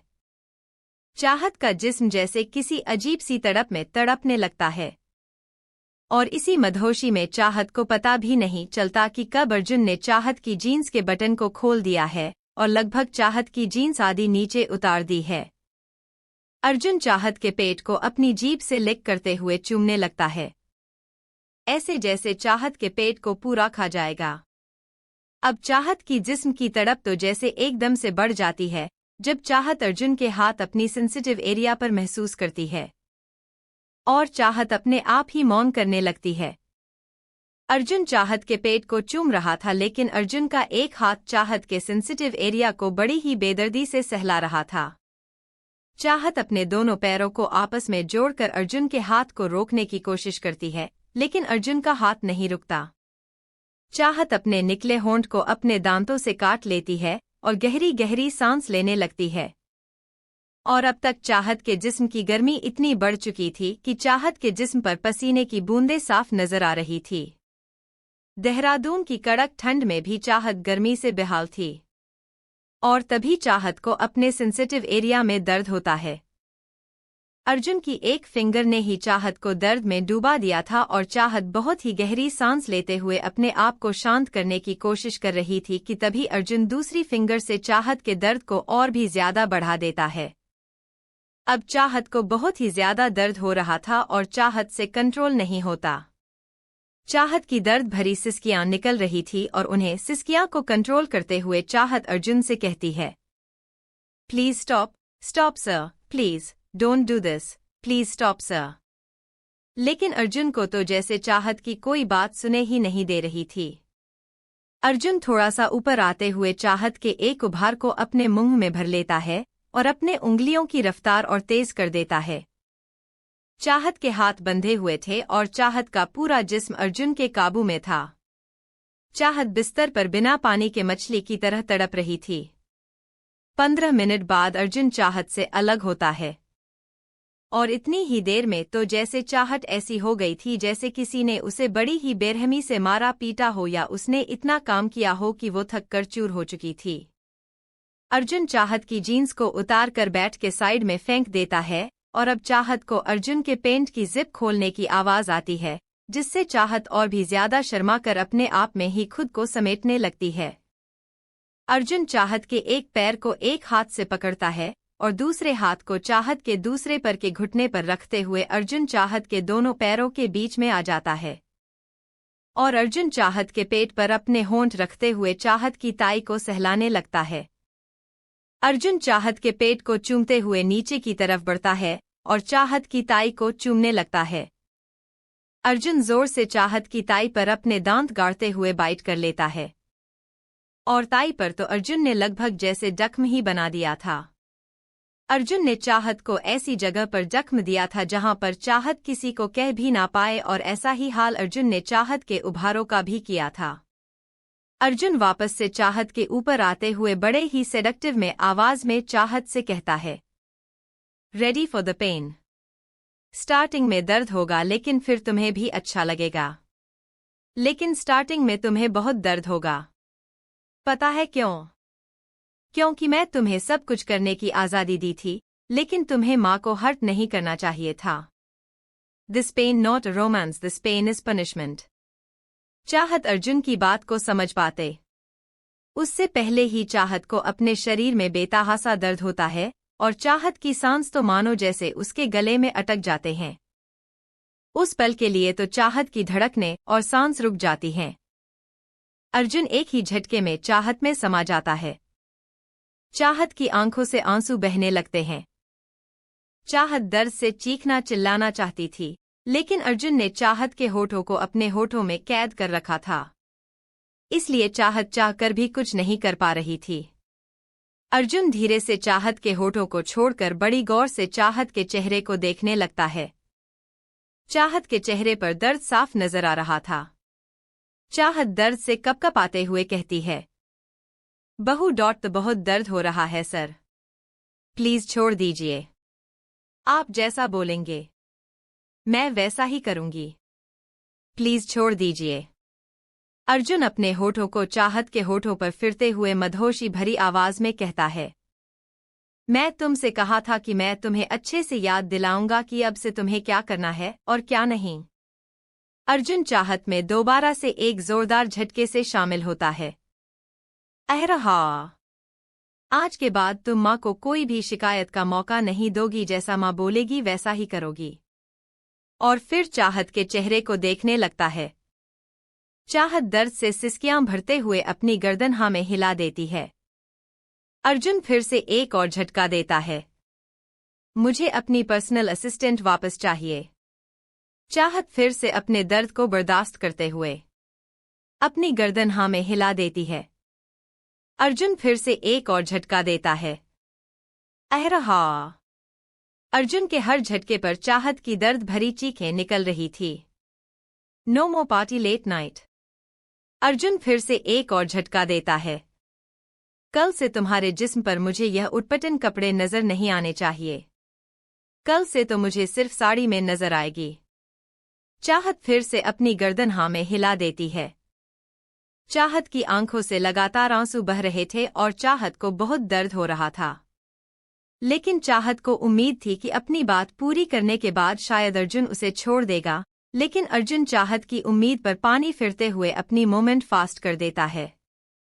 और चाहत ठगी सी अर्जुन के दिए दर्द को बर्दाश्त करने लगती है। अब पूरे कमरे में चाहत की सिसकियां गूंज रही थी। और वक्त के साथ अर्जुन और भी ज्यादा रफली चाहत के साथ इंटीमेट हो रहा था। आज तो अर्जुन ने जैसे चाहत की जान निकलने की पूरी तैयारी कर रखी थी।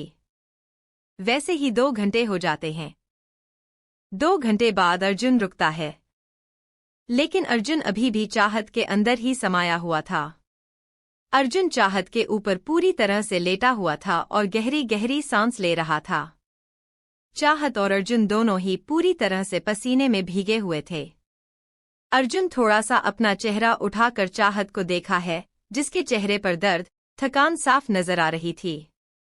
अर्जुन अपना हाथ बढ़ाकर चाहत के हाथों को खोल देता है। चाहत को अपने हाथों में भी बहुत दर्द हो रहा था और अब चाहत को थोड़ी सी राहत मिलती है। अर्जुन चाहत के ऊपर से उठकर सीधा लेट जाता है। चाहत को अपने पेट और पैरों में भी बहुत दर्द हो रहा था और सबसे ज्यादा दर्द तो चाहत को अपने लोअर पार्ट में हो रहा था। चाहत अपने पेट को सलाते हुए अपने दोनों पैरों को आपस में जोड़ लेती है और साइड में करवट ले लेती है। अभी चाहत को लेते हुए मुश्किल से 10 मिनट नहीं होते हैं कि अर्जुन फिर से चाहत को सिद्ध करता है और चाहत के ऊपर आ जाता है। अर्जुन चाहत के होठों को चूमते हुए अपने घुटने से चाहत के दोनों पैरों को खोलता है और फिर से चाहत में समा जाता है। और फिर से चाहत की सिसकियां पूरे कमरे में गूंजने लगते हैं। और इस बार तो चाहत की हिम्मत आधे घंटे बाद ही खत्म हो जाती है और चाहत दर्द में तड़पते हुए अर्जुन से कहती है, सर अब बस भी कीजिए, कितना करेंगे, मुझे दर्द हो रहा है, छोड़ दीजिए। लेकिन अर्जुन को तो जैसे चाहत की कोई आवाज ही सुनाई नहीं दे रही थी। अर्जुन चाहत की बातों को इग्नोर करते हुए अपने काम में लगा रहता है और ऐसे ही पूरी रात गुजर जाती है। पूरी रात अर्जुन ना जाने कितनी बार चाहत के साथ इंटीमेट होता है और लगभग सुबह के 4 जाकर अर्जुन चाहत को छोड़ता है। अर्जुन पूरी तरह से सेटिस्फाइड था और अर्जुन के चेहरे पर सुकून साफ नजर आ रहा था। चाहत तो अर्जुन के छोड़ते ही नींद की आगोश में चली जाती है और अर्जुन भी चाहत को अपनी बाहों में लेकर नींद की आगोश में चला जाता है। ये वो जिस्म होंठ उभारो। अगली सुबह के 9 बज रहे थे और चाहत अभी भी बिल्कुल भी शुद्ध होकर सो रही थी और तभी चाहत का फोन बजाने लगता है। अपने फोन की आवाज सुनकर चाहत की नींद खुलती है। चाहत को अपने पूरे बदन में बहुत दर्द महसूस होता है। चाहत के सर में भी बहुत तेज दर्द हो रहा था। चाहत हाथ बढ़ाकर अपना फोन बेड के साइड टेबल से उठती है और कान पर लगाकर नींद भरी आवाज में कहती है, क्या है सिम्मी, सुबह सुबह क्यों परेशान कर रही है, मुझे बहुत तेज नींद आ रही है। चाहत की बात सुनकर सिम्मी हल्का गुस्से में चाहत से कहती है, मैडम जी सुबह के 9 बज रहे हैं और तुझे अभी भी सोना है। तू तो कभी इतनी देर तक नहीं सोती थी। आज क्या हो गया जो इतनी देर तक सो रही है। और तभी सिम्मी के ख्याल में कुछ शरारती थॉट्स आते हैं और सिम्मी अपने चेहरे पर शरारती मुस्कान लिए चाहत से कहती है, एक मिनट अर्जुन सर वापस आ गए हैं ना? कहीं ऐसा तो नहीं कि रात भर अर्जुन सर ने तुझे सोने ना दिया हो और रात भर तेरी जमकर बैंड बजाई हो। सिम्मी की बात पर चाहत कोई जवाब नहीं देती और ऐसे ही खामोश रहती है तो सिम्मी को लगता है कि शायद कॉल डिस्कनेक्ट हो गया है। सिम्मी अपने काम से फोन हटाकर फोन को चेक करती है, लेकिन कॉल अभी भी चल रही थी तो सिम्मी वापस से अपने फोन को कान पर लगाकर रहती है। तू सुन तो रही है? मैं तुझे क्या कह रही हूँ? सिम्मी की बात पर चाहत चिढ़कर कहती है, हाँ सुन रही हूँ मैं तेरी बकवास बातें। क्या जानना चाहती है यही ना कि तेरे प्यार अर्जुन सर ने रात भर मुझे सोने नहीं दिया। हाँ नहीं सोने दिया रात भर तेरे अर्जुन सर ने मुझे पूरे 2 साल की कसर एक रात में निकली है उन्होंने। चाहत की बात सुनकर सिम्मी की आंखें हैरानी और खुशी से बड़ी हो जाती है और सिम्मी एकदम एक्साइटेड होकर कहती है, क्या क्या सच में कल रात तुम दोनों के बीच में सब कुछ हो गया, मतलब सब कुछ? ओ माय गॉड, तू जानती है चाहत तू क्या बोल रही है? मैंने अपनी लाइफ में अर्जुन सर जितना हॉट और हैंडसम बंदा नहीं देखा। और तू कितनी लकी है यार, इतना हॉट और हैंडसम बंदा तेरा हस्बैंड है और कल रात तूने उसके साथ। Oh my God. सिम्मी की खुशी का लेवल देखकर चाहत को और भी ज्यादा गुस्सा आता है और चाहत गुस्से में सिम्मी से कहती है, जिसे तू हॉट और हैंडसम बंदा बोल रही है ना एक नंबर का जंगली हवासी भेड़िया है। भेड़िया बिस्तर पर बिल्कुल रहम नहीं करता और हवास तो उनके अंदर कूट कूट कर भरी हुई है। रात भर उन्होंने मुझे सोने नहीं दिया। अरे एक बार नहीं ना जाने कितनी बार वो मेरे साथ इंटीमेट हुए हैं। पता है मैंने रात में उनसे कितनी बार कहा कि बस कीजिए छोड़ दीजिए, लेकिन नहीं, उन्हें तो जैसे मेरी कोई बात सुने ही नहीं दे रही थी। उन्हें तो बस अपनी हवस पूरी करनी थी। मैंने कभी नहीं सोचा था अर्जुन सर ऐसे भी हो सकते हैं। मुझे तो हमेशा से ही अर्जुन सर कितने शरीफ लगते थे। अरे मैंने उनके साथ पूरे 4 साल काम किया था। मजाल है किसी लड़की को अपने करीबी उन्होंने आने दिया हो। अरे अगर गलती से भी कोई लड़की उन्हें छू लेती थी तो उनका रिएक्शन ऐसे होता था जैसे कि अपनी आंखों से ही जलाकर मार डालेंगे उसे। लेकिन कल रात तो मुझ पर ऐसे टूटे जैसे सदियों से किसी भेड़िए को खाना ना मिला हो और अब जाकर उन्होंने अपनी भूख मिटाई हो। भेड़िए, राक्षस, शैतान, वैम्पायर कहीं के। और इतना बोलकर चाहत रोने लगती है और रोते हुए कहती है, तुझे पता है सिम्मी मेरी पूरी बॉडी में बहुत दर्द हो रहा है, मुझे खड़ा भी नहीं हुआ जा रहा। चाहत की बात सुनकर सिम्मी जो इतनी देर से अपनी हंसी को कंट्रोल किया हुई थी, चाहत की बात खत्म होने पर जोर जोर से हंसने लगती है। सिम्मी की हंसी सुनकर चाहत गुस्से में सिम्मी से कहती है, तुझे मेरी बातों पर हंसी आ रही है? सिम्मी अपनी हंसी को कंट्रोल करते हुए कहती है, अरे यार तेरा फर्स्ट टाइम था ना, इसलिए तुझे अपनी बॉडी में इतना दर्द हो रहा है। नेक्स्ट टाइम से नहीं होगा। और रही बात अर्जुन सर की तो तू कौन सा काम खूबसूरत है नहीं हुआ होगा अर्जुन सर से कंट्रोल। अरे तेरी खूबसूरती देखकर तो स्वयं विश्वामित्र जी भी अपनी तपस्या को भंग कर दे। अर्जुन सर तो फिर भी तो तुच्छ प्राणी है। चाहत सिम्मी की बातों को सुनकर अपनी गर्दन ना में हिलाते हुए कहती है, गलती तेरी नहीं है, गलती मेरी है कि मैं अपना दुखड़ा अर्जुन सर के भक्त को सुना रही हूं। तुझे तो उनकी गलती नजर आएगी ही नहीं। सिम्मी जब तक मजाक के मूड में थी, चाहत की बात सुनकर थोड़ा सीरियस होते हुए चाहत से कहती है, अच्छा चल ठीक है, तू मुझे बता तू क्या कहना चाहती है कि अर्जुन सर ने कल रात तेरे साथ जबरदस्ती की? क्या अर्जुन सर और रेपिस्ट है? उन्होंने तेरा रेप किया? सिम्मी की बात सुनकर चाहत की आंखें हैरानी से बड़ी हो जाती हैं और चाहत एकदम अपनी गर्दन ना में हिलाते हुए कहती है, तू पागल है, तुझे पता भी है तो क्या बोल रही है और किसके बारे में बोल रही है? तेरी हिम्मत कैसे हुई अर्जुन सर के बारे में रेपिस्ट जैसा गंदा शब्द यूज करने की? सिम्मी तो तू मुझे बता तू कहना क्या चाहती है? चाहत एक गहरी सांस लेते हुए कहती है, मैं यह नहीं कह रही कि अर्जुन सर ने कल रात जो मेरे साथ किया वो जबरदस्ती थी या फिर रेप था। उन्होंने शादी की है, मुझे पूरी दुनिया के सामने मुझे अपनाया है, पूरा देहरादून मुझे उनकी बीवी के नाम से जानता है। उन्होंने कल रात जो भी किया वह उनका हक था और उन्होंने बस अपना हक लिया। और दूसरी बात, मैंने भी उन्हें ज्यादा मन नहीं किया था। हाँ, स्टार्टिंग में मैं उन्हें मना कर रही थी, लेकिन बाद में पता नहीं क्या हुआ कि मैं भी महकने लगी और फिर सब कुछ हो गया। और जब मुझे ज्यादा दर्द होने लगा तो मैंने उन्हें रोका, लेकिन वो रुक ही नहीं। लेकिन शायद कहीं ना कहीं मैं भी अंदर से यही चाहती थी कि वो ना रुके। सच कहूं तो मैं खुद अपने रिश्ते को आगे बढ़ना चाहती थी। 2 साल, पूरे 2 साल मैंने उनका इंतजार किया है और मैं नहीं चाहती कि अब वो मुझे छोड़कर वापस जाएं। मुझे आज भी उनके वो शब्द याद है जो उन्होंने शादी के वक्त मुझे गए थे।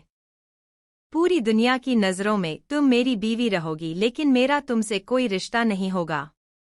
चाहत की आंखों में नमी आ जाती है और चाहत की आंखों से कुछ आंसुओं की बूंद निकालकर उसके गाल पर आ जाते हैं।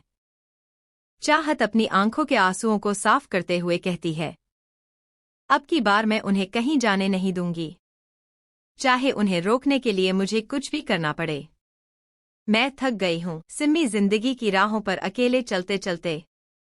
मुझे भी अपनी जिंदगी में एक हमसफर चाहिए जो मेरा ख्याल रख, मुझसे प्यार करें, जिनकी नज़रों में चाहत सिर्फ उसकी चाहत हो, कोई नाजायज लड़की नहीं, और जिसके होते हुए किसी की हिम्मत ना हो मेरी तरफ नज़र उठाकर देखने की, जिसके होते हुए हैं कोई मुझ पर हाथ ना उठा सके। सच कहूं तो अर्जुन सर की और मेरी पहली शादी जब हुई थी तो उस शादी के बारे में कोई नहीं जानता था और मुझे बस यही लगता था कि अर्जुन सर मेरा फ़ायदा उठाना चाहते हैं और एक वक्त के बाद अर्जुन सर मुझे छोड़कर चले जाएंगे। लेकिन जब उन्होंने पूरी दुनिया के सामने मुझसे शादी करी तो उन्होंने मेरे दिल से ये डर भी निकाल दिया, लेकिन उसके बाद वो मुझे हमेशा के लिए छोड़कर चले गए। उनके अंदर घुसा था, नफरत थी, चाहते तो वो मुझे और मेरी माँ को वही मंडप पर ही छोड़कर आ सकते थे, लेकिन नहीं, वो मुझे और मेरी माँ को अपने साथ अपने घर लेकर आए। उन्होंने हमें एक घर दिया, पता है। उन्होंने मुझसे कहा था कि वो मुझे कैद कर रहे हैं, लेकिन उनके कैद में भी आज़ादी थी। आज़ादी थी मुझे मेरा सपना पूरा करने की, मुझे मेरी जिंदगी को मेरे हिसाब से जीने की। उन्होंने मुझे सब कुछ दिया जो मुझे अपनी जिंदगी से चाहिए था। मेरे सपनों को उड़ा दी, मुझे खुला आसमान दिया। मुझे जिंदगी जीने की चाहत थी और उन्हीं की वजह से आज मैं एक सक्सेसफुल सिंगर हूं। चाहत की बात सुनकर सिम्मी चाहते कहती है, तो मैडम जी अब आप अपने सपनों के आसमान से जमीन पर आ जाइए। आपके कमरे में फर्स्ट एड बॉक्स तो होगा, उसमें ना पेन किलर नाम की कोई मेडिसिन होगी, उसे आप खा लीजिए और ऑफिस आ जाइए, क्योंकि अर्जुन सर ने ऑर्डर दिया है कि उन्हें अपनी पर्सनल असिस्टेंट वापस चाहिए, तो मैं उन्हें कॉल करके बुला लूं। सच कहूं तो मैं बहुत खुश हूं कि तू वापस से ऑफिस ज्वाइन करने वाली है और मैं तेरे लिए भी बहुत खुश हूं। फाइनली तुझे तेरा हमसफर, तेरे मिस्टर जंगली और जो भी तूने बोला था उनके लिए वैम्पायर वगैरह तुझे मिल गए हैं। तो चल मैं फ़ोन रखती हूँ, क्योंकि मुझे बहुत कम है यार, तुझे तो पता है ना कि अक्षय सर हमेशा एक्स्ट्रा ही काम देते रहते हैं। तू जल्दी से आजा यार, आई मिस यू। और इतना बोलकर सिम्मी फ़ोन काट कर देती है। फ़ोन कट करने के बाद चाहत एक नज़र फ़ोन को देखते हुए अपनी गर्दन नाम में हिलाते हुए कहती है, मेरी बात तो पूरी सुन लेती कम से कम। और फिर चाहत फ़ोन को साइड में रख देती है। चाहत कुछ पल तो ऐसे ही लेती रहती है और फिर बिस्तर से खड़ा होने की कोशिश करती है। चाहत जैसे ही जमीन पर पैर रखकर खड़े होने की कोशिश करती है, चाहत लड़खड़ाकर जमीन पर गिर जाती है। चाहत को अपने शरीर में बहुत दर्द होता है, स्पेशली लोअर पार्ट में चाहत को सबसे ज्यादा दर्द हो रहा था। थोड़ी देर तक चाहत ऐसे ही जमीन पर बैठी रहती है। फिर चाहत चादर से अपने आप को अच्छे से कावर कर करके धीरे धीरे जमीन से उठती है और फिर धीरे धीरे वॉशरूम में चली जाती है। चाहत से ठीक से चला भी नहीं जा रहा था। चाहत बाथटब में गर्म पानी भरती है और फिर उसमें लेट जाती है। गर्म पानी से चाहत को काफी अच्छा महसूस होता है। चाहत ऐसे ही बाथटब में लेटी रहती है। तकरीबन 1 घंटे बाद चाहत वॉशरूम से बाथरूम पहने बाहर आती है। चाहत आईने के सामने बैठकर है। ट्राई से अपने बाल सूखती है और तभी चाहत का ध्यान अपने गले पर जाता है जहां पर अर्जुन के दिए निशान थे। चाहत अपना बाथरूम खोलकर अपने पूरे जिस्म को देखते हैं, जहां कल तक चाहत के गोरे बदन पर एक भी निशान नहीं था। आज अर्जुन के दिए निशाने से चाहत का पूरा जिस्म भरा हुआ था, जो अब हल्के बैंगनी कलर के हो गए थे। और ये निशान कल रात अर्जुन और चाहत के बीच में जो हुआ था उन सब की निशानियां थी जिन्हें देखकर चाहत के गाल शर्म से लाल हो रहे थी। चाहत के पूरे जिस्म पर ऐसी कोई जगह नहीं थी जहां अर्जुन के दिए निशान नहीं थे। चाहत वापस से अपना बाथरूम पहनते हुए बोलती है, मॉन्स्टर, वैम्पायर, कैमल। और फिर चाहत अपने कपट में से एक हल्के ऑरेंज कलर की साड़ी निकलती है और उसे पहन के धीरे धीरे चलते हुए कमरे से बाहर आ जाती है। चाहत को देखकर मुस्कान समझ जाते हैं कि रात में चाहत के साथ क्या हुआ है और मुस्कान अपना मुंह बंद करके अपनी हंसी को कंट्रोल करती है क्योंकि चाहत के चेहरे पर अभी भी दर्द की लकीरें थी और जिस तरह से चाहत हल्का लंगड़ा कर और धीरे धीरे चल रही थी उसकी हालत देखने लायक थी। मुस्कान डाइनिंग टेबल पर बैठी थी। चाहत भी डाइनिंग टेबल पर आकर बैठ जाते हैं और चाहत जैसे ही बैठती है उसके मुंह से हल्की आह निकल जाती है। चाहत की ऐसी हालत देखकर मुस्कान की हंसी कंट्रोल नहीं हो रही थी, इसीलिए मुस्कान अपने मुंह पर हाथ रख लेती है। चाहत जब अपनी माँ को इस तरह से हंसते हुए देखती है तो चाहत अपनी आंखें छोटी करके गुस्से में घूरते हुए अपनी माँ से कहती है, बहुत हंसी आ रही है ना आपको मेरी हालत पर? आपके दिल को तो तसल्ली मिल गई होगी, जैसा आप चाहती थी वैसा हो गया है।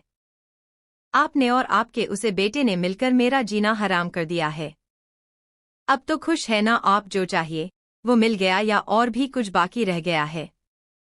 चाहत की बात सुनकर मुस्कान अपनी हंसी को रोकते हुए अपनी गर्दन ना में हिलती है और कहती है, नहीं, अभी भी मेरी एक खुशी बाकी है और तभी मेरे दिल को पूरी तरह से तसल्ली मिलेगी। लेकिन मुझे अपने बेटे पर पूरा यकीन है। मेरा बेटा ये खुशी भी मुझे बहुत जल्द देगा। चाहत आंखें छोटी करके कहती है, अब कौन सी खुशी बाकी रह गई आपकी? और क्या चाहिए आपको? मुस्कान एक गहरी सांस लेते हुए ख्यालों में सोते हुए कहती है, अब ना मैं नानी बनना चाहती हूँ। मैं चाहती हूँ कि तुम्हारे और अर्जुन के बच्चे इस आंगन में खेले और मैं उनके साथ अपना बचपन फिर से जियो। वो आगे आगे भाग दौड़ के पीछे पीछे भागो। वो शरारती करें और मैं उनके साथ मिलकर शरारती करूं और हम सब मिलकर तुम्हारी नाक में दम करें। मुस्कान की बात सुनकर चाहत की आंखें हैरानी से बड़ी हो जाती हैं और चाहत गुस्से वाला मुंह बनाकर मुस्कान से कहती है, आप कुछ ज्यादा ही आगे का नहीं सोच रही है माँ? मतलब आपको बड़ी जल्दी नहीं हो रही है हमारे बच्चे खिलाने की? मुस्कान थोड़ा सीरियस होकर कहती है, मैं जल्दी नहीं, बिल्कुल सही सोच रही हूँ। 25 की हो गई है। तू बच्चे अब पैदा नहीं करेगी तो और कब करेगी? चाहत, माँ मुझे ना अब आप पर डाउट होने लगा है। अपना मेले में बदल तो नहीं गई हैं? मुझे ऐसा लगता है कि अपना चेंज हो गई है क्योंकि मेरी माँ बिल्कुल ऐसी नहीं थी। मुस्कान, तुझे जो समझना है समझ, मुझे बस अगली साल तक तेरे और अर्जुन के बच्चे खिलाने हैं, बस बात खत्म। मुस्कान की बात पर चाहत को गुस्सा आता है और चाहत अपना खाना छोड़कर डाइनिंग टेबल्स उठकर जाने लगती है। तभी मुस्कान अपना फोन हाथ में लेकर अपना गला साफ करते हुए कहती है, अरे अर्जुन से अभी तो मैंने बात करी थी, डार्लिंग में ही था। अर्जुन का नंबर पता नहीं कहाँ चला गया। अरे कम से कम बात तो दो कि उसकी बीवी फिर से गुस्सा कर रही है और खाना बीच में ही छोड़कर जा रही है। अर्जुन का नाम सुनकर चाहत के जाते हुए कदम रुक जाते हैं और चाहत गुस्से में अपना पैर पटकते हुए वापस से डाइनिंग टेबल पर आकर बैठ जाती है और खाना खाने लगती है। चाहत को इस तरह से बिना कुछ कहे उसका ऑर्डर मानते हुए देखकर मुस्कान के चेहरे पर एक बड़ी सी मुस्कान आ जाती है और मुस्कान अपने मन में कहती है, WHOWW अर्जुन बेटा, तुमने तो एक रात में जादू कर दिया। चाहत तो बिना कुछ कहे मेरा ऑर्डर मान रही है। क्या बात है? इसे ही कहते हैं पति का डर।